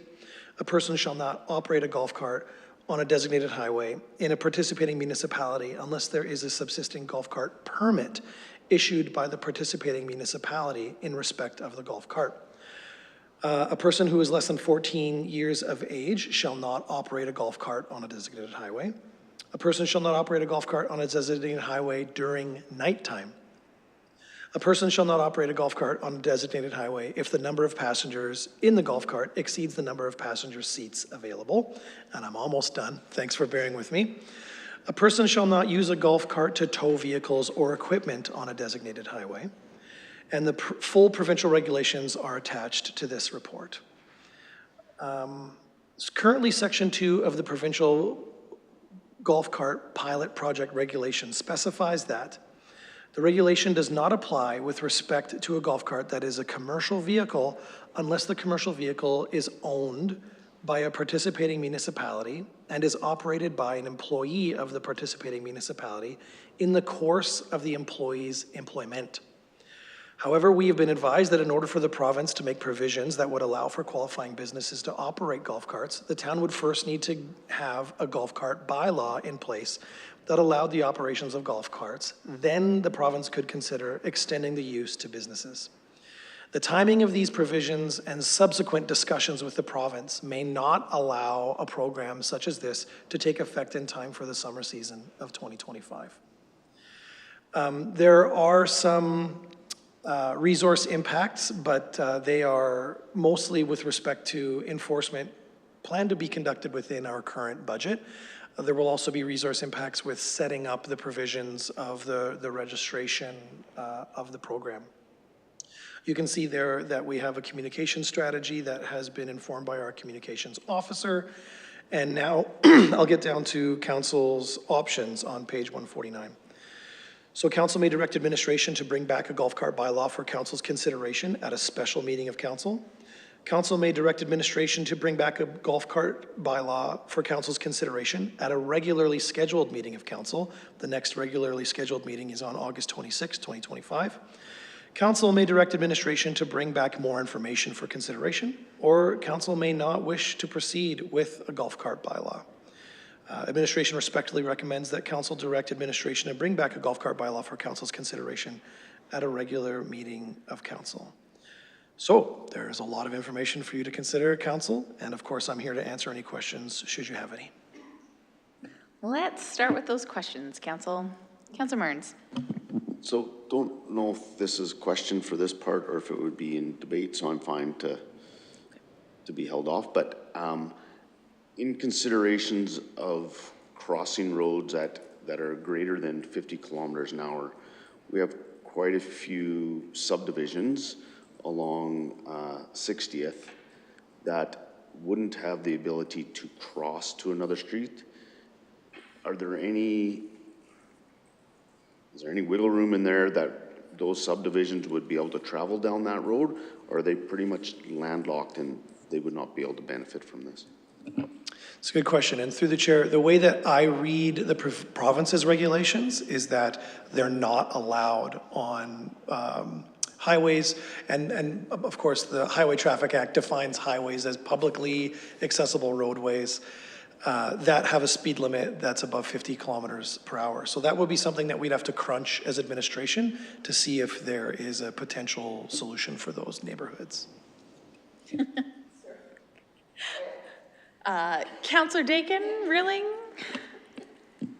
Would we be able to go on paths? Like, again, Willow Springs going down to the golf course there. Everybody in that neighborhood goes on the path?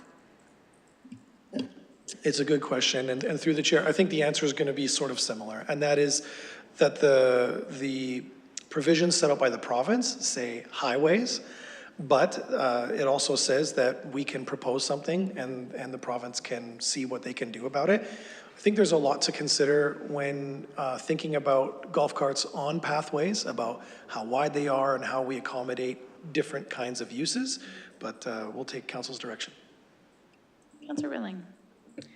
On 14.1 on page 147 under provincial restrictions, it says a person shall not operate a golf cart on a highway except on a designated highway. So to me, that means it has to be designated. And if it's not, then it's illegal. But if it's been designated, that eliminates that part of it, from my understanding, correct? Yeah, and through the chair, that's my understanding of that is essentially as, say, an appendix to the bylaw. Right. We would have to create a map that would say golf carts are allowed on these roads and not those roads, all the while abiding by the provisions that they have set out, where it couldn't be Highway 20, Memorial, or 60th Street because the speed limit is 60 kilometers an hour. but could potentially have crossing spaces on them. Is that what I read? Although you can't drive on it, there might be a couple of designated crossing spots. Exactly right. Much similar to the OHV bylaw. Yeah. Councillor Cindy, a question. Yeah, it's kind of like a committee of whole at council meeting, because we're really not debating or we're probably not going to debate on that motion, because that's really just, does it come back or not? But some of the thoughts that I have is, I'm of the mindset that blow it wide open, golf carts everywhere, and I don't mean against the laws of the Alberta Councillor province. Oostende, Before you go much further, road. I'll just say, we are at the question period now, so if you Yeah. have a question, we'll start with that, and Okay. then we will get a chance to discuss. Okay, so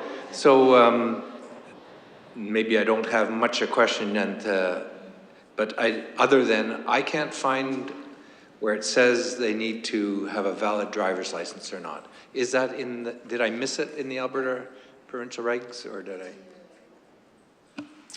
I? Through the chair, that's something that we can come back for clarity on. What I included in the report from the province's regulations is that a person had to be 14. Yeah. I didn't see it had to have a certain class of license, but certainly we'll bring that clarity back with the bylaw if council asks for a bylaw.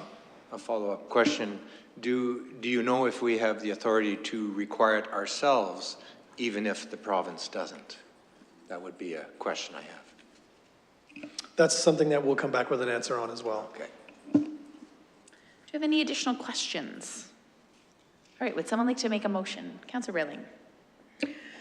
I would like to make a motion that council direct administration to bring back a golf cart bylaw for council's consideration at a special scheduled meeting of council. Excellent. Okay, now happy to hear debate. Councillor Oostende, do you want to kick us off there? Sure, let's try and be controversial, get the conversation going. You know, they always say invent a crisis to get everybody to show up to the meeting. One thought I had is not to restrict, just like secondary suites or Airbnbs and things like that we have in our town, not to restrict it other than to what is restricted by provincial law. And so when I thought about where do I imagine golf carts potentially driving, you know, again, of course, less than 40K or under the 50K roadways, and but I also thought about the 4-lane roadways. I don't want to see them on a 4-lane roadway. That would be a restriction that I have in my own mind. So in other words, 47th is off, specifically from Main Street right through past the Boston Pizza. I also believe not on pathways, other than if we improved and upgraded our pathways and created a special laneway. And you see that in some other countries where you have roadways that have different designations. They're not for the average car, but they are allowed for the moped or the scooter or the golf cart. And I remember sharing a picture of, after my trip to council, about some unique automobiles that are treated like bicycles in the Netherlands. And they go on bike paths. So if we had pathways that were wider for those landlocked places that we developed a bigger pathway, sure, but otherwise I can't picture any pathway in town that should have a golf cart on it right now, just because of its size. And I don't see any concern about time of year. It's more about weather and driver judgment, which is why I really want these people to have valid driver's licenses. Because right now, the kids in my neighborhood already drive electric motorbikes on the street and electric carts, motorized golf carts in effect. So this is going on in our community already, illegal driving on our streets. I want to see the standard raised. I think our province actually has to do a lot of work with all these new modes of motorized, because what we all call an electric bike isn't really always an electric bike, it's actually an electric motorbike. And we see them driving across our parks, down our alleys at high speed, all over the place. And I'm sure some of those people driving them have valid driver's licenses. But anyways, I really want to see an expanded view of this. I don't want to just see a tourism focus to this. Mm-hmm. I want to see resident-friendly focus to this, and on as many streets as possible, but cutting out all the 4 lanes especially. I'd love to jump in on this one. I was one who spoke against this when we talked about it at Committee of the Whole, and I have done a little more research since then. We had an open mic presentation around it. It listed a number of other communities that offer this, and I guess when I had first researched it prior to Committee of the Whole, all I was finding was summer villages. And in my mind, I'm thinking, this is not comparable. Just because they can do it, we cannot. Upon further research and a few suggestions from a resident of ours, there is a whole lot of US cities that are larger than ours, that are the same size as ours, that this has been operating for many, many years successfully. And I think it actually fits with a lot of things we want to see in this community. I'll also admit having the off-highway vehicle bylaw this last winter and the fact that the world didn't come crashing down after we put that in place tells me maybe we are responsible enough to handle something like this, and I'm a bit more open to try it. So I think it could be really neat. I agree, I'm not a big fan of pathways, but I think any roadway under a certain speed limit I'm okay with. I think if you cut off 47th, you have really limited the ability for anyone to go get grocery and to go get a number of other things that take place along there, and I see that as being a really neat aspect. Safety was the other concern I've had, and then I've been watching my streets lately and also seen scooters and motorbikes and all kinds of other things that don't have proper seats and seat belts, and there's nothing around the driver, and I think this is more safe. I think through the bylaw, I am very interested in that they need to have at least their learner's license, which you could get when you're 14, so that would be okay.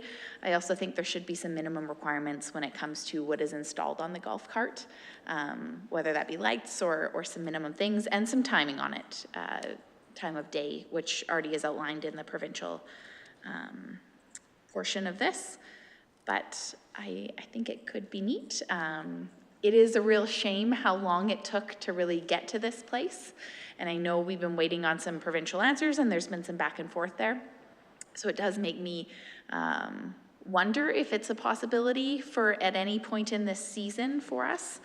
But I hope that maybe it could come together. There are other municipalities that already have this in place, and we have done so much work on the off-highway vehicle bylaw that I think there's some similarities. And really down the road, I see this being potentially an all-encompassing bylaw that talks about a lot of things like golf carts, like the things we have covered in the off-highway vehicle, and a number of other things, but that's probably a conversation for a future year, and best to tackle this independently for 1 year. But also, when I peeked at Lacombe County's website, they also have a registration process, and they have some other things that I think we could probably borrow from a neighbor if we decided to go down this route, which would save us some of that starting from scratch work. So that is my thought. Councillor Dakin. I love this. I'm very excited to see it come forward.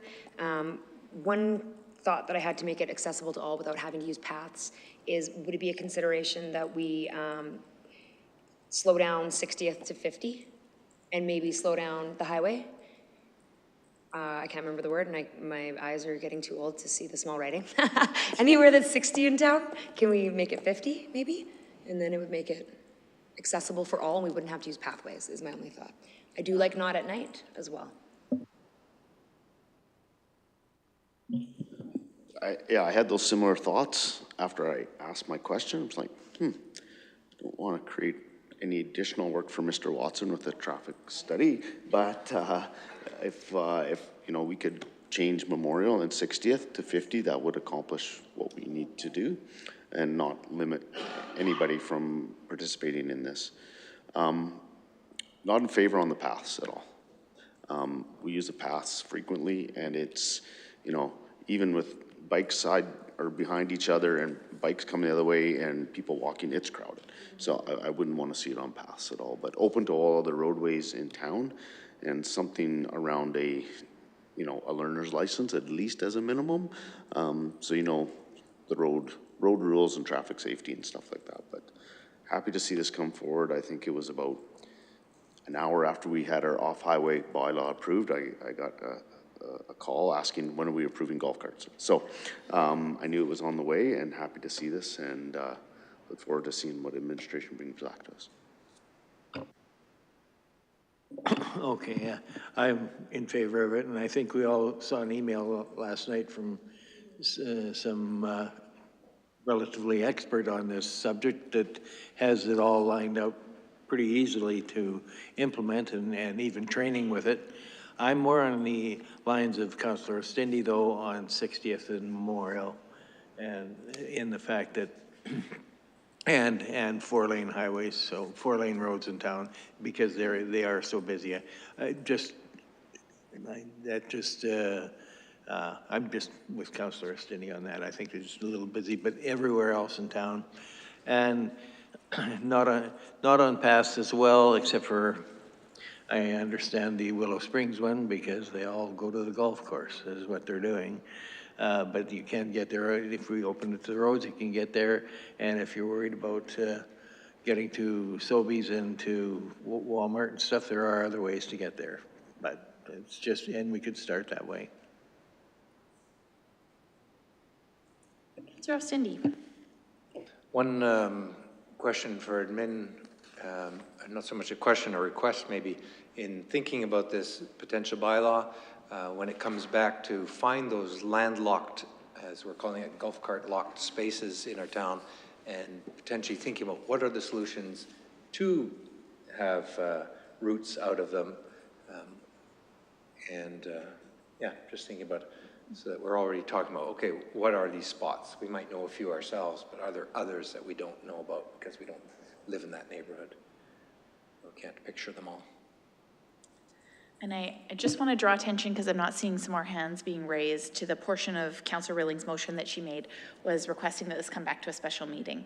So by going forward with this, council, we are agreeing that we would need to make ourselves available. I know we do have provisions to do that in different ways, but outside of our regular meeting schedule.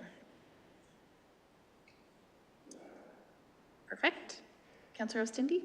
I should add, as much as I want to find solutions, it doesn't bother me if we end up with some landlocked areas. You know, I really want them not to be landlocked, but over time, and this is why I make comments sometimes about urban planning in other spaces, not specifically here at council, is we have to think about the future. One day there might be a bus running through our town. Are we building our roads? Are we building our neighborhoods for that? And the answer is basically yes. But there's lots of sections in town that are not suitable for public transit right now because we built the town without thinking about it.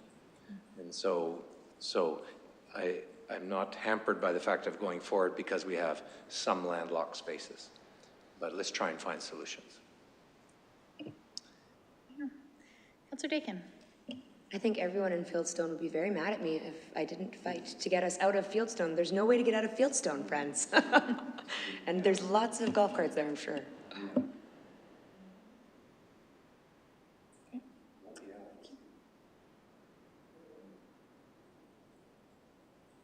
I think that sounds like something we'd like that would come back in the future planning. I appreciate Councillor Ostindi's comment, though, that if that's something we've been conscious of as we're looking at the map, and that's something we can address or discuss at that time. I also just want to say thank you to Councillor Rilling. She's really the one that's pushed this forward. We had a business that requested this, and it probably wouldn't have made it too far if you weren't persistent like you were with conversations with the province and also back at home to ensure that this stayed on the table. So appreciate the work you've done on this. Council, we have a motion on the floor from Councillor Rilling. Yes, Ms. Phillips. Just wanting clarity with the special meeting. Are you wanting to specify a date? Sorry, I'm trying to think of the procedural bylaw, and off the top of my head, it'll be easier once I've updated it and read it, reviewed it more.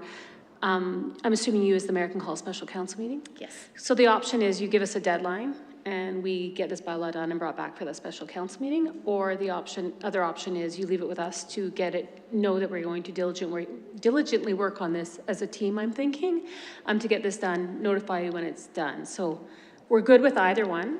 If you give us the deadline, we'll have it ready for you. Can I ask the question, what would be a reasonable time frame? Thank you. I think that will be difficult to determine because there is a lot of work and a lot of collaboration that needs to happen between departments. So when we think about something like this that's going to encompass the whole community, we've got to talk with Public Works and engineering, planning and development, obviously municipal enforcement. So I've been over here grinding the gears, trying to think about, okay, well, what is a realistic time frame? And still by the end of this sentence, I don't have a good one for you. So I'm sorry, Mayor, but I don't have a recommendation. Sure, thank you. Councillor Parsons says Friday. How's that sound for you? Councillor Mearns. Yeah, I would like to see it come back as soon as possible. At the same time, when we think of seasonality of this, it could be till November, right? So at the same time, come back as soon as possible, but there's a large window there that we could, if something was to come back, we could still make some use of it in 2025. Councillor Rilling? I think we've pushed it a long time already, and so I would plead that it be done as quickly as possible. I know we can't put a specific day or date on it, but I think it needs to be a priority because it's been too long already, personally. Yes. If that's okay to put it that way. Yes, so I would recommend just leave it open as is. We will prioritize this. We'll get a team together. We'll start working on it immediately, knowing that the intention is it's prior to the next council meeting. Otherwise, we would, right? So we will actively pursue this and get it back.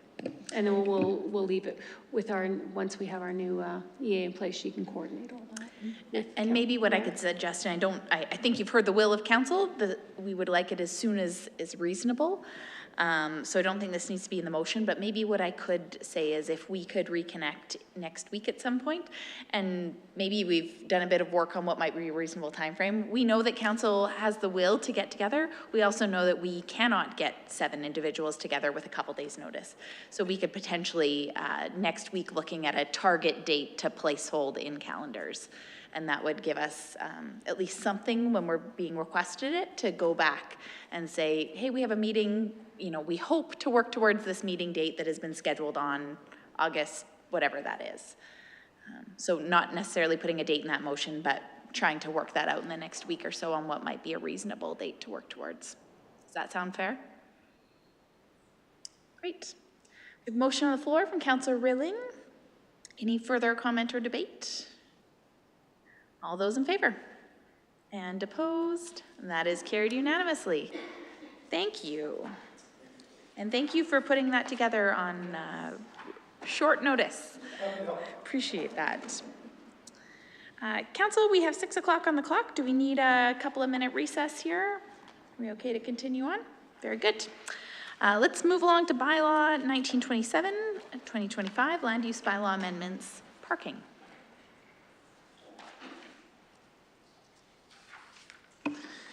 Thank you. So this is for council to consider granting second and third reading to bylaw 1927, 2025, being a bylaw to amend the town's land use bylaw. Administration has reviewed the requirements pertaining to the number of stalls required for units within apartment buildings, as well as the parking requirements within the R5 and R5A districts, and are proposing amendments to the current requirements.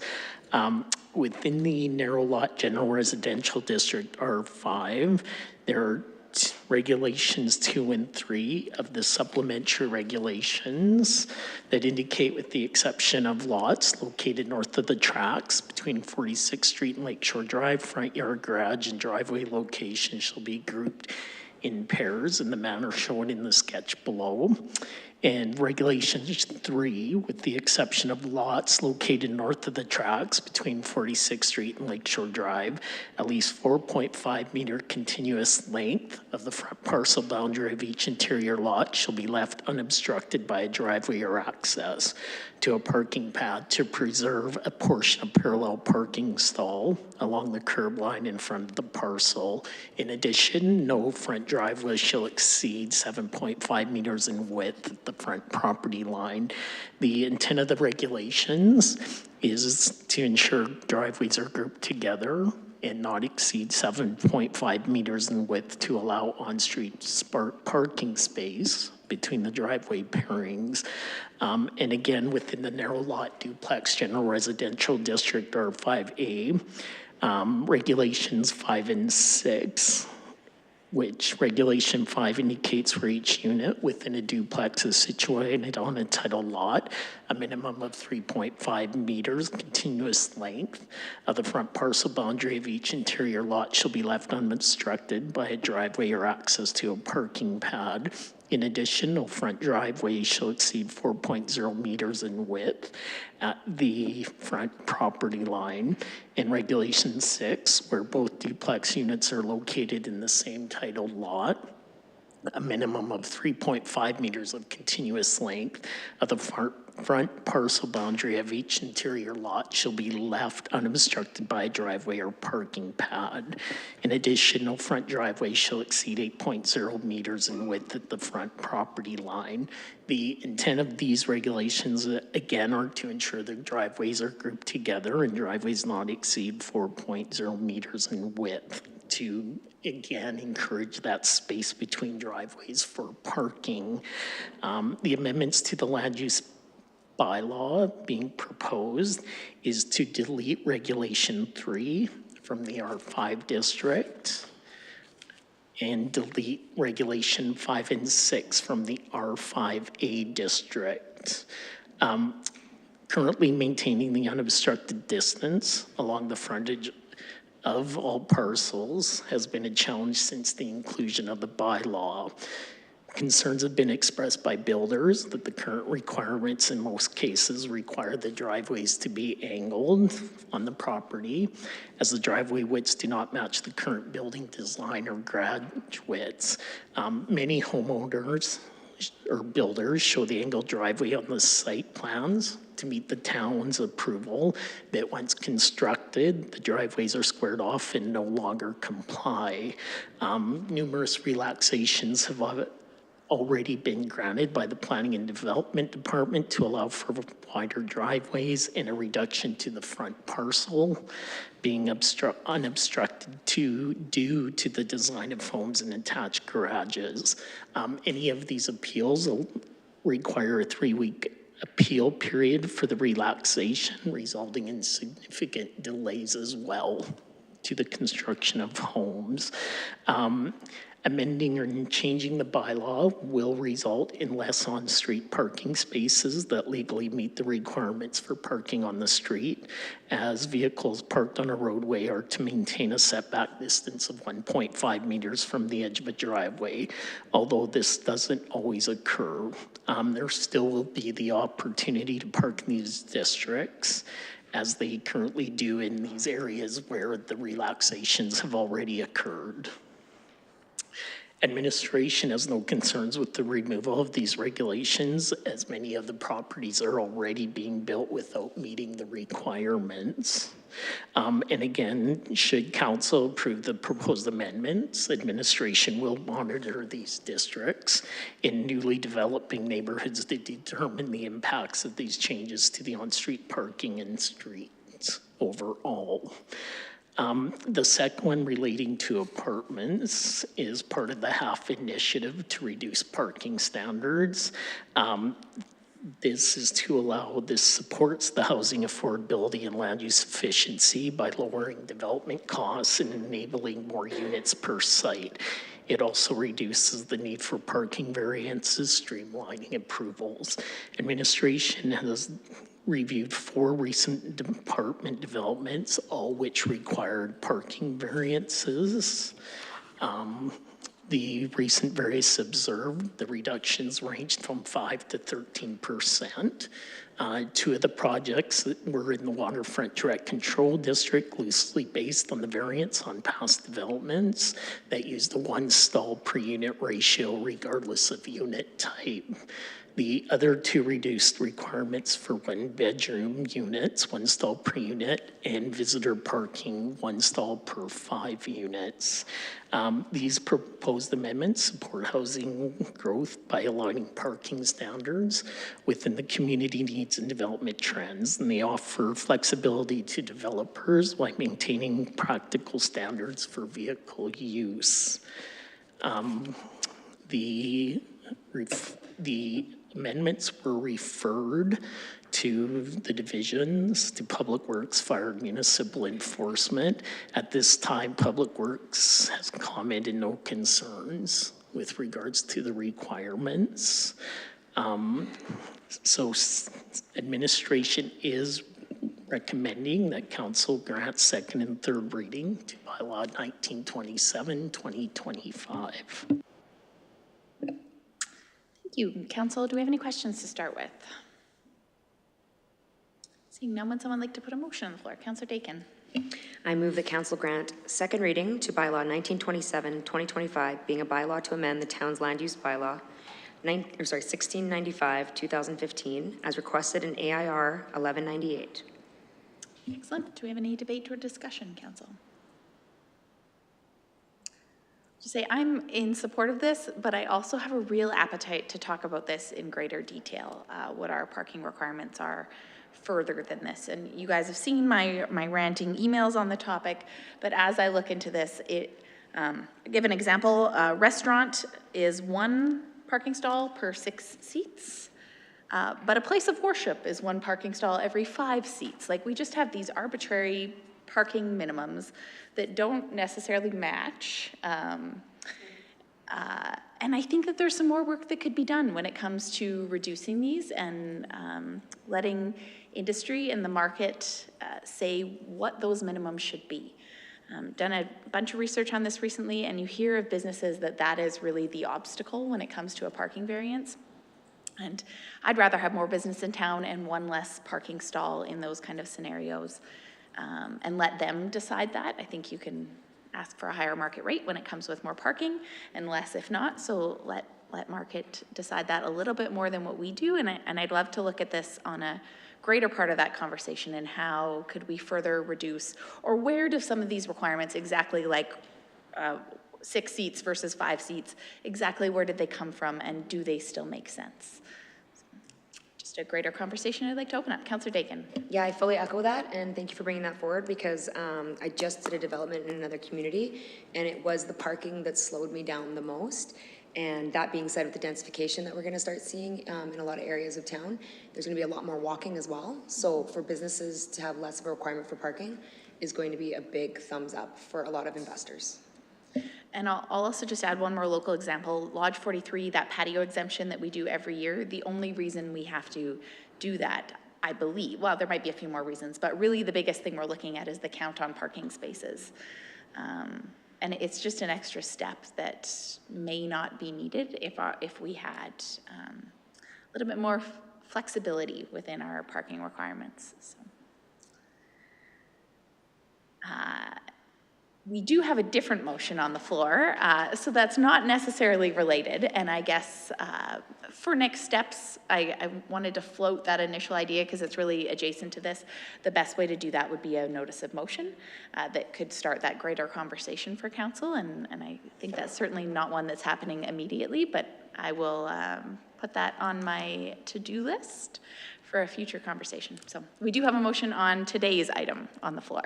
Do we have any further comments or discussion on that? Seeing none, all those in favor and opposed, that is carried unanimously. Do we have an appetite for third reading? Councillor Ostindi. I move that council grant third reading to bylaw 1927-2025, being a bylaw to amend the town's land use bylaw 1695-2015, as requested in AIR 1198. Excellent. Further comment or discussion? Seeing none, all those in favor and opposed, that is carried unanimously. Thank you. We do have one more item, bylaw 1928-2025, land use. No, we have more than one more item, land use bylaw amendments, restaurants. Ornella, welcome. Good evening, Mayor and Council. The purpose of the report is for Council to consider granting second and third reading of Bylaw 1928-2025, being a bylaw to amend the town's land use bylaw 1695-2015 to amend the definitions of restaurant and drinking establishment. Currently, restaurant and drinking establishments are defined in the town's land use bylaw as stipulated below in the report. The current definition of a restaurant does not allow minors to be prohibited at any time. The current definition of a drinking establishment allows minors to be prohibited where a liquor license has been issued by Alberta Gaming and Liquor Commission prohibiting minors at certain times. Administration is recommending an amendment to the definitions of restaurant and drinking establishment to be less restrictive to the operational activities of the establishments. The proposed changes remove all reference to a liquor license class and the prohibiting of minors, and further amends the name of AGLC from Alberta Gaming and Liquor Commission to Alberta Gaming, Liquor and Cannabis. These changes were recommended to administration after an interagency meeting with AGLC, RCMP, and municipal enforcement, which highlighted the challenges occurring in many of the restaurants on Lakeshore Drive. Most of these establishments are currently classified as restaurants, which, based on the town's definitions, require the minors to be allowed in the premises. Concerns were raised around the difficulty of controlling minors from drinking alcohol when they visit an establishment with other individuals over 18 years of age. The concern has also been raised in previous years by both restaurant owners and AGLC. This amendment will keep the intent of a restaurant, but allow the business owners to determine if it would be appropriate to restrict minors after a certain time in the evening. It will also allow AGLC to impose restrictions to those establishments they feel minors should be prohibited after certain hours, which our current definition impedes. There will be no requirements from the town for businesses to change their current business operations. However, those who chose to restrict minors after a certain time could do so. Administration had initial concerns about allowing restaurants to restrict minors in the evening, with worries of reducing the family-friendly environment the town has worked to reclaim downtown. The interagency discussion have highlighted, however, that many of the downtown establishments are not environments where children should be visiting after 9 or 10 p.m., regardless of our definitions and requirements. The need to allow minors at all times is not influencing the atmosphere that the establishments are creating, and as a result, administration is recommending that these changes to help support both the businesses and other agencies in their work. All restaurants serving alcohol and drinking establishments are also regulated through the Licensed Food and Beverage Establishment Bylaw. Through this bylaw, business licensing has the ability to impose conditions on a business license to address safety or operational concerns. This process is effective in gaining compliance and helping to create safer business operations. In our communication strategy, the public hearing was advertised in the June 19th and 26th edition of the Sylvan Lake News. And notice that the public hearing was also posted on the town's website, and a copy of the bylaw was available at the town office for viewing. Communication was also emailed to licensed restaurants and drinking establishment owners, those covered by our Licensed Food and Beverage Establishment Bylaw, to notify them of the proposed changes and the upcoming public hearing. At the time of the writing of this report, no concerns had been received, but comments have since been received from the RCMP.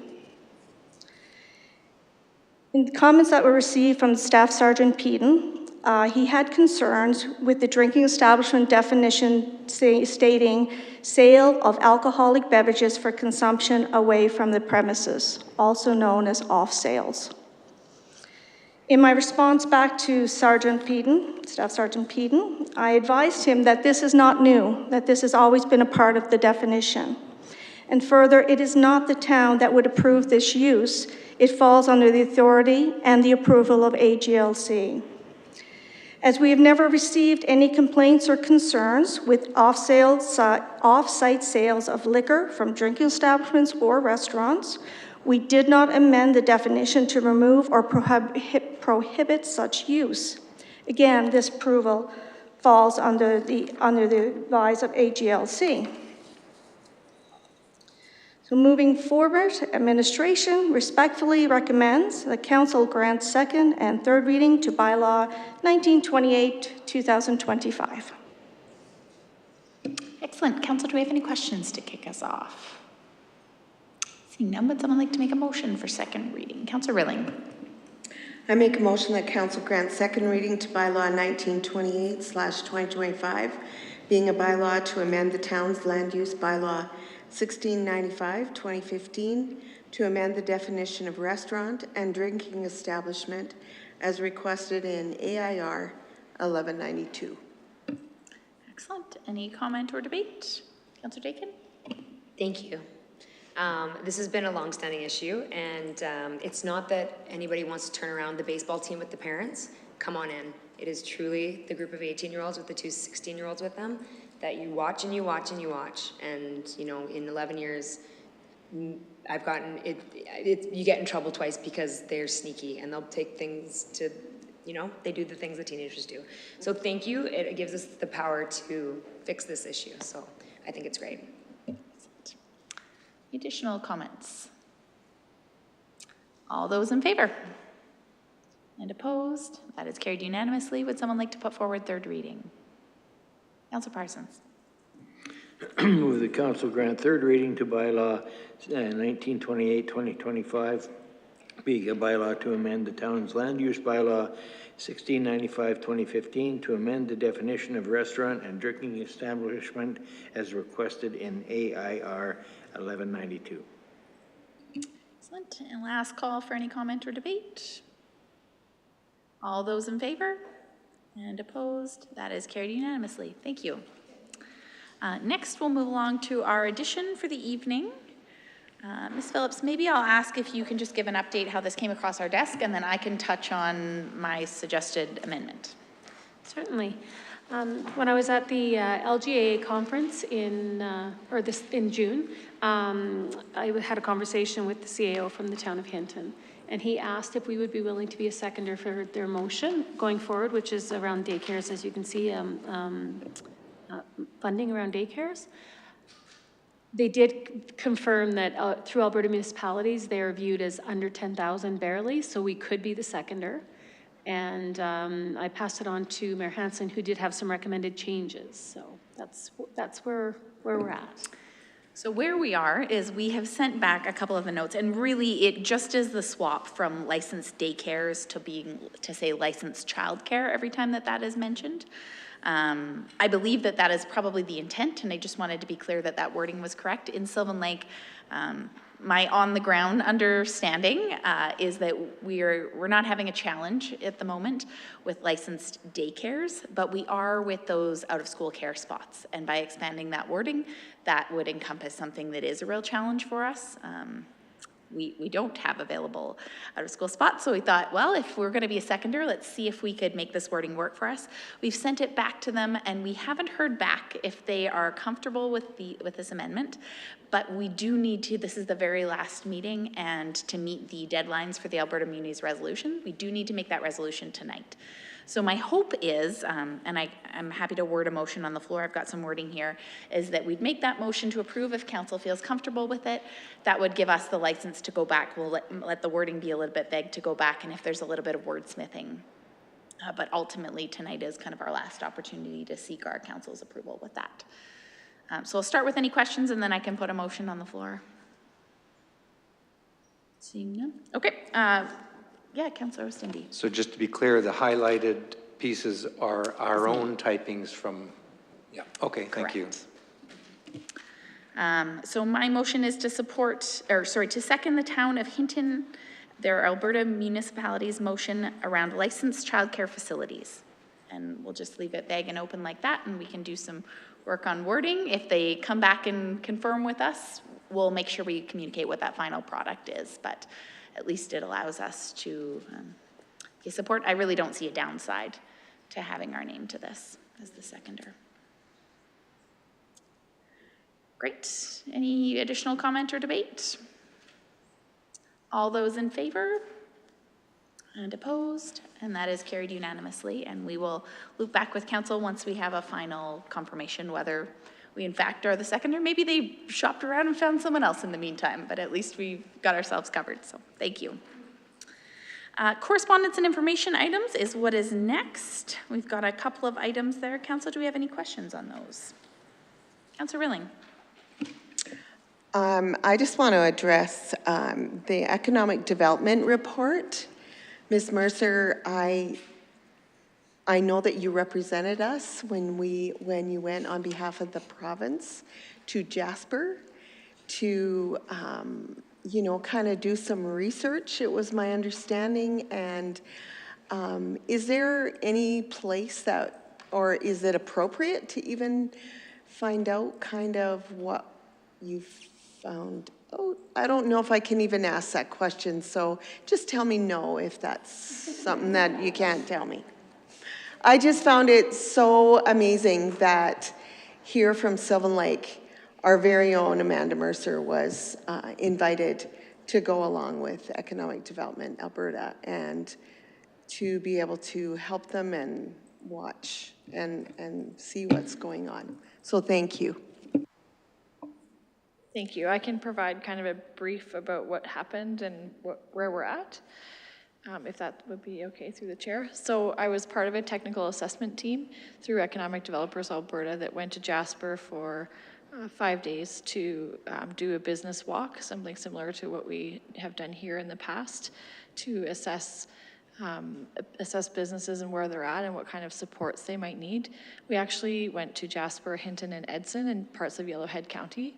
So in that task force, I met with community groups and different community organizations, and another part of the team met with businesses, and another part of the team met with town councils in those regions to help get an understanding and a sense of what they're going through right now and what some recommendations might be for them to move forward. Basically, in a nutshell, finding out what everyone knows and bringing it together in one document so that there's some consistency and some information. So where we're at now is the report is being finalized. We've taken a draft report to the stakeholder group, which is made up of members of each of those communities, as well as members of Prairies Can and the province and the federal parks. Yeah. It was a great experience. Thank you. Yeah. Thank you. Any additional questions? Seeing none, we'll move along to the CAO report. All right, the full CAO report is attached in the agenda for your consideration. I'll highlight a few items. Wellness and Community Connections, the Alberta Crime Prevention Coordinator and Link Coordinator positions have been filled and will be starting next week. We've also hired our second run of park staff to help us with our peak seasonal summer operations. In Public Works, the first open house for the development of the Solid Waste Master Plan is tentatively scheduled, you'll see, for July 31st from 4 to 7. We will confirm that once we have more details to get some information for our master plan. Construction along 47th Ave east of Highway 20 is set to start next week as well. ICE, already, really, is going back in the Diamond Valley Precious Services Arena at the end of July, so it's funny how quickly that turnaround is. And also the filter tank replacement at the Aquatic Center starts right away here this week, so with the 6 weeks of maintenance shutdown for that. And our Recreation, Culture, and Tourism Department received a grant for, or has been awarded a grant for $13,285 for the town's heritage management plan, so that was exciting. And our upcoming events, Jaws at the Lake is this weekend, so featuring Meg 3, and Alberta Day is coming up on August 30th, so just, and if you have any questions or comments on anything else in the report, I'm happy to answer. Councillor Ostindi. Just wondering about the deficiencies in the roundabout at Highway 20. Are we just talking about some asphalt cracking, or is this something more foundational to the... I'll call up some assistance on this one.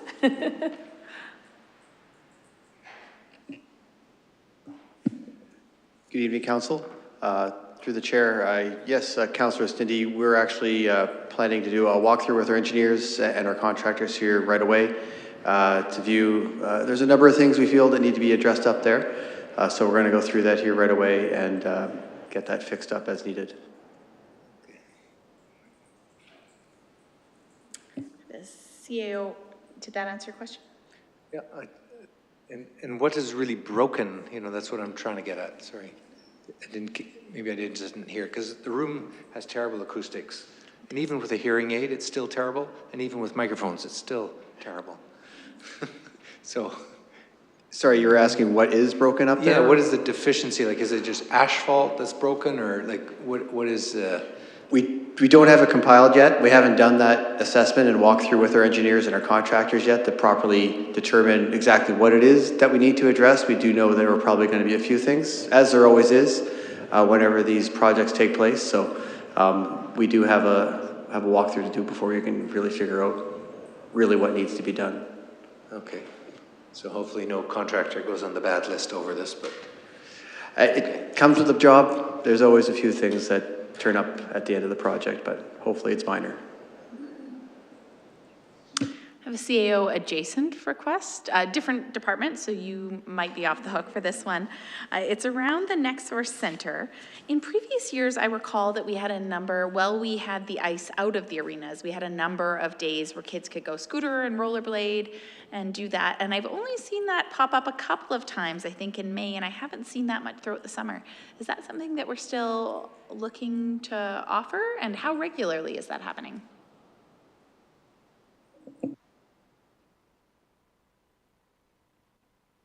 We haven't had a whole lot of bookings in for the summer because of hockey camps and summer camps. So the operations team has been doing maintenance work in the pressure service arena right now. So they're doing some baffle work, some roof insulation work in there. So because of that, we haven't been able to put anybody on the ice surface during that time. But yes, in May and June we did.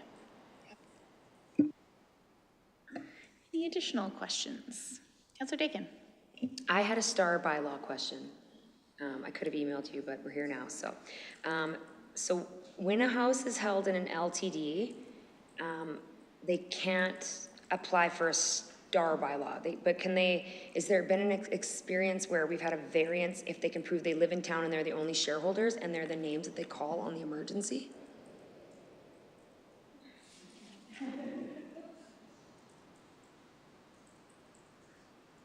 Because a lot of people like to hold their assets inside the LTD. That's why.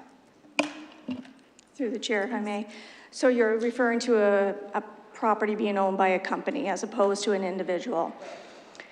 Currently, there is a loop in the bylaw where if a company name and individual names are on title, we can issue. My intent is to close that loop in the future. Right now it is open, and it has happened on one occasion. Okay. Thank you. Any additional questions on the CAO report? No, we'll move along to council request for information and updates. Councillor Rilling. I just went to my pictures because I walk on the course, the disc golf course, and on number 16, the tee, there's a big tree that's just recently fallen across the path and where people will walk. And so just to report that, that's all. I guess I could have put it in, but I just noticed it this morning, so I thought, well, I'll tell it tonight. And one other concern I have is the garbage cans along Lakeshore. You know, like, what I see is people trying to stuff the garbage in, but it's just billowing out. I don't know, I know it's a cost and it's a headache for staff, but I know even not on the lakeside, but on the other side, I was walking along there, and I felt so bad for some people with kids because there was this garbage and there was a lot of people there, so they were stepping on garbage. And I just, you know, I just think if we can pay close attention to that, especially through the summer months, you know, it's you know me and kids, I just think, God, take care of those little ones. Absolutely. And actually, your first request, Councillor Ling, if I could request that you put that through the concerns tab, that is how we've kind of directed those service type requests. So that would be in alignment with what we've just recently approved. And then they've got the photo and the exact location. That'd be great. Thank you. Councillor Dakin. Going off what Councillor Reeling said, thank you for bringing that up because I never like to bring up anything on Lakeshore, but the garbage overflows into the streets and then it's stuck in the, when it rains really heavy, the water gets trapped in balloons because all the garbage is sitting in, I never really want to bring it up, but I guess it's a great opportunity, but just the street sweeping or something, and like not only just the garbage is getting picked up, but around the curbs and everywhere, because that's where it really builds up. Like I picked up more diapers and more shorts and more, you know, they just, yeah, that'd be lovely. Not just for me, but for the community, obviously. Absolutely. Thank you. Any additional requests for information or updates, Council? Seeing none, we'll move along to the notice of motion. It's mine, and we're ready to vote on it tonight. No, we're not. Sorry. I got ahead of myself. I was excited. I submitted it a while ago. I'm ready to present this. Just for information, we will discuss it at the next meeting. My motion is that Council direct administration to work with the impact group to research and recommend a new discussion topic for future mock council classes, with a final recommendation to be presented at the end of 2025. That is for your information. We will vote in August on that. Thank you. Next, we will move into closed sessions. Maybe we'll have that motion and then we'll take a recess before we actually go back. Councillor Mearns? I make a motion that council move to a closed meeting to discuss advice from officials, and this item shall remain confidential pursuant to section 29(1)(b) of the Freedom of Information and Protection of Privacy Act, RSA 2000 CF-25, and section 197(2) of the Municipal Government Act, RSA 2000 CM-26. Excellent. All those in favor?